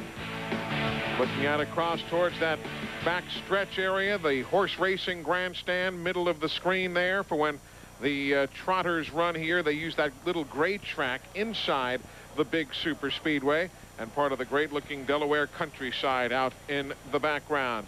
We were bragging earlier in the day today on Brett Bodine. Ends up with the fuel stop later on, comes home in 16th spot. But Glenn, here's a guy who's picked up 11 positions from where he was a year ago, and that's going to be encouraging. Oh, it definitely is. We're standing here talking while we were away, Eli, and you know, I told you during the race I was checking the scoring monitors, and every time I could see Brett Bodine had one of the quicker cars on the racetrack, but you just never could get in track position. No, we couldn't, Glenn. We just couldn't get the paychecks forward up towards the front and keep it there. We got in that first wreck on the backstretch, did some damage on the front, cost us a lot of track position. We could never get there, and of course we did have an awfully fast race car, and the guys did a great job in the pits. But you know, them lap cars, they're going to get out of the way for that leader. They didn't want to get out of the way for me. They wanted to race me, so that's what just kept cost us a lot of time. But really proud of the guys. They adjusted the car great all day, and Jerry made a great call staying out there at the end. Got good gas mileage out of that Rush motor. Big boost for you guys going into Richmond next week. That's a place where you got a lot of experience. Yeah, it is. And you know, we're hanging on to that top 20 in the point standings, and today was it was a good points day for us. We didn't get any positions. We're still 18th, but we gained on a couple guys right ahead of us. We're only like 17 points out of 15th, and we've got like 100 points on 20th. So that's a really good day for us in the points. What about the week coming up? You're going to have a little time off to do something that's fun, more than out here in the 100-degree heat baking? I'm going to challenge you to a golf game at my course this week. How about that? Like I told you before, it'll have to be Thursday, right? Yeah, Thursday, because you get tired by the end of the week. I told him I didn't play worth a hoot on Thursday. Don't mess with me on Monday, though. All right. We won't do it on Monday. Okay, good luck next week and great run. Congratulations. Thank you very much. Of course, what he didn't tell Brett is that Thursday he's going to be with us in Texas getting ready for the truck race next weekend. So Brett's going to have to come to the Lone Star State to find old Glenn Jarrett. We've got Platinum 400 is in the books. Dale Jarrett wins it. Bill Elliott, Jeff Gordon, Bobby Labonte. A lot of guys with some good, solid runs here today. We'll be talking more about it as we continue. There you see the crowd heading out towards their cars and the eventual ride home. Many of the drivers having already departed the garage. Time for us, though, to bring you the AutoZone Tech Fact, brought to you by the more than 1,900 AutoZone stores across America. AutoZone, the best parts in auto parts. If you've ever watched a Winston Cup qualifying session, one thing you would commonly see is the car would complete its laps, water would start spitting out the back of the car. Now what causes this is teams put as much tape on the front end as they can, the water heats up and expands and it has to go somewhere. We'd normally just let it go out a black hose, out on the pavement, out the back of the car. Now what NASCAR has done this year is we have to put a tank in the trunk. It holds about 2 quarts of water. So instead of the water going on the ground now, it goes in this tank and we can just drain it later. Now even though the water on the track may not be dangerous, if a driver sees a stream of water, he's more apt not to go through that corner hard. This is just another way that NASCAR has tried to put everybody on an even playing field, even on qualifying day. Interesting note there from Larry McReynolds. Yeah, you ever go down in the corner and get water under these slick tires? They don't have grooves, so you go down in the corner and get water underneath the patch of rubber that's trying to hold you on the racetrack, and I'm telling you, you're on the way to the wall. Meanwhile, we told you before that Buckshot Jones in the Stavola brothers car came home with a strong 8th place run after relieving Hut Strickland of the ride earlier in the week. Hut is here, though, in Dover, and Glenn has found him in the garage area. Glenn? Yeah, Eli, you know, we were talking during the, I guess, about the middle of the telecast there about when a change is made like that, it's not always the driver's fault, but that's the easiest thing in the works to change. But Hut, they had a good run today, and like you said, it seems to always happen that way. Well, it does, Glenn. You know, every time. I mean, you see it every time in the past. But you know, it's just. I mean, it was a great run for them guys. I'm proud of them. You know, I know they can do it. You know, I've had some good runs with them too in the past. But you know, in the you know, just there recently. Things wasn't going right for us, and we needed to do something else. It was a good change for Bill Stavola, and it's going to be a good change for Hut Strickland, too. You know, I got a lot of good things in the works. You know, we're doing some things with Andy Petrie in Daytona. We're going to run a team car to Ken Schrader down there in that race. You know, and then we're working on some other things coming up, too. So I'm pretty excited. You know, it's hopefully I think it's going to be a good deal for both of us. Well, I'm glad to hear about those things, those plans that you have for the future, but you're not the kind of guy to sit around and lick his wounds anyway. No, not really. You know, I've been down before, and I got right back up, and this time I'm down. I'm sure I'll get right back up. But, you know, it's just you can't do it. I mean, you just have to, you know, work on towards the future, and that's really what I'm doing. Well, you know, we've all watched you for a long, long time. We feel like that you've got what it takes. You just need to get in the right situation. Hopefully that's going to come along for you soon. Well, you know, it is. I feel like I can, too, and I really appreciate you saying that. But, you know, you have to get, you know, the right team, you know, and it's like you said, the chemistry is everything. And, you know, if I can get in a place like that where the chemistry's right, I'm sure we'll do good. Okay, thanks a lot for taking time to talk to us. Good luck in the future. Thanks. Hut Strickland looked like a young Elvis. Didn't he? Thank you very much. Thank you very much. Viva Las Vegas, baby. Well, those guys were done early today. Got involved in a lap 10 accident. That's Johnny Benson's bunch on their way back to the Carolinas. With all the different sponsor hats. We've kind of speeded it up for you to 600 times its real speed. Have a hat? Have a hat? Okay. Oh, my. Oh, and that goes on and on and on. Welcome back to Dover Downs. Dale Jarrett, the winner. Ricky Rudd had himself a solid day today, coming home 6th. He's the subject of our Home Depot driver profile. Home Depot, where low prices are just the beginning. Ricky Ricky Rudd started his NASCAR career in 1975. He's driven for some of the greatest car owners in the business. But now, as an owner-driver, he's finding his one-car team to be a small fish in a big pond. The amount of money that's taken each year, the amount of money it's escalated over the years to stay competitive in Winston Cup racing. I guess I didn't calculate that. That's somewhat of a surprise. And with that, the employee situation, I guess in any business you go through, it takes a while to get to find out who your key loyal employees are. And it's great for the employees because their salaries right now are escalating tremendously. And if a guy has a chance to, somebody starts a second or third team up and they call an employee up, one of ours, and says, hey, we'll double your salary, are you interested? You know, I can't really blame our guys. I'll pat them on the back and wish them well, but I guess I didn't anticipate that. You know, I didn't see the multi-car expansion taking off as it has here. I didn't see that in '94. Rudd's single-car operation forces him to maximize resources and technology to stay competitive with those multi-car teams. A good example of the way Ralph is doing it right now. Every time he goes to the racetrack, his cars have been tested at that event. Well, we got 7 test dates, and we've got to use them a little more wisely. We have to do things like at the Winston, we have to choose the Winston race to do some experimental R&D because we just don't have that many test dates. So it's simple. You know what you got to do to stay in the sport and to be competitive in the sport. There's a difference in staying in and being competitive. And I'm a very competitive person. I'm not going to participate if I don't think we have a chance at winning. So, you know, our future is also to expand. Ricky zeroes right in on it. And of course, buddy, you are a car owner. You and Mr. Schiff owning a NASCAR Winston Cup team for a while. It has changed. It has changed considerable. And you know, he says he's going to expand. He knows what it's going to take. And Ricky Rudd is a winner. And he'll do what it takes to build that team into a consistent winner. Future NASCAR Winston Cup fans on hand. Dale Jarrett got the win here at the Monster Mile. Back with more from Dover Downs in a moment. And now a closer look.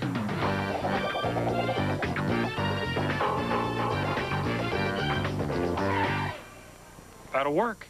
For fast service, go to the pros. As we continue from Dover Downs International Raceway in Delaware, fans having filed out. They sell those enclosed seats right there. That's, again, the horse racing grandstand, front stretch for the horse track. But they have folks who go in there to the restaurant area. They have a nice full buffet throughout the course of the day.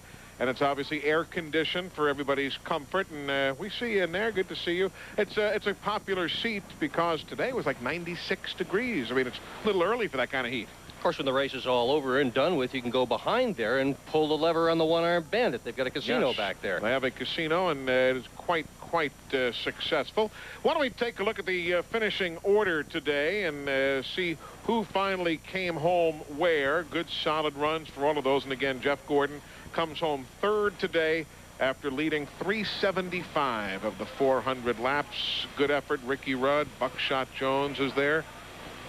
John Andretti had a good day, and Rick Mast. Rick Mast, that's the one I was going to point out, ran in the top 5 most of the day today, ends up 11th. Look at old Darrell. DW came home in 20th. He's kind of persevered. Jeff Bodine, the tire tester, got lapped several times. Thought he was going to have a better day than he did. Now, Jeff was 4 laps down at the finish. Kevin LePage, Ward Burton had to make that late pit stop. Kenny Irwin ran well, then had to make a series of pit stops late in the day. Then Kenny Wallace, 40th there, had a tire go down going into turn 3, head on into the wall, walked away. And you got guys like Benson, Petty, and LaJoy. Here you come, spend the whole weekend at Dover getting set. You go, you run your 9 laps. Race starts at 12:10. By 12:19, you're on the way home. Can be a cruel sport sometimes. Sure can, but on the other hand, when you see the other side of it, when you enjoy victory, you enjoy it even more because it is so very difficult to win. Just ask Dale Jarrett. All the DNFs he has had here at Dover, and today, finally, he wins one. Well, they're going to go through the post-race inspection while Dale does the interviews. The crew will be there for an hour, maybe 2. Takes a while to tear down the winning car, but it is all worth it. Maybe 2. Takes a while to tear down the winning car, but it is all worth it. The world of NASCAR racing. Great to see him here, and hope to see you folks enjoying the TNN Motorsports Hardcore 4x4.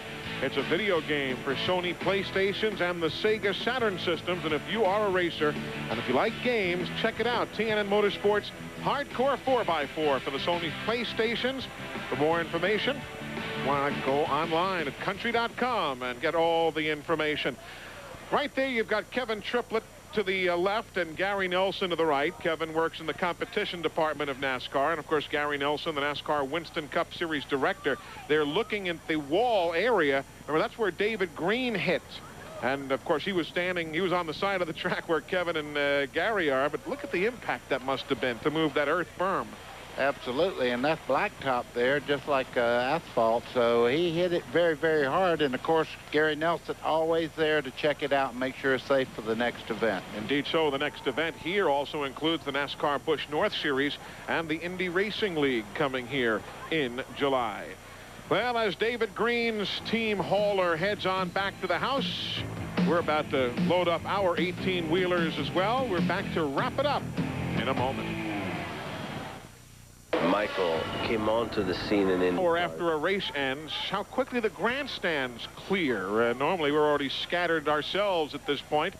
I bet you there's not a grand total of 300 folks or so in the entire miles worth of grandstand anymore. You want to know where they're at? Look just behind the grandstand. They're in the parking lots waiting to get on home after enjoying the MBNA Platinum 400. Don't forget, as soon as we move aside, you've got Rick Benjamin and Matt Yoakum and Steve Burns, Bob Fry in Chicago with the NHRA guys. Race day, a special post-race edition coming up as soon as we move aside here in about 2 minutes or so. Well, an interesting day. Gordon dominates, but today it was Jarrett who got the win. Don't forget, coming up after race day, NASCAR Garage. Chris McClure, Leslie Goodell, then Hot Rod TV at 5:30 p.m. Eastern Time. And then at 6 o'clock, the Fram Route 66 Nationals. The NHRA making their first ever visit to Chicago, Illinois. Dick Bergman, always a pleasure. See you in Pocono. Buddy Baker, we'll see you Friday night in Texas. Yeehaw, ready. For Buddy and for Dick Bergman, Glenn Jarrett, Matt Yoakum, Steve Burns, I'm Eli Gold, congratulating Dale Jarrett. Goodbye from Dover, Delaware.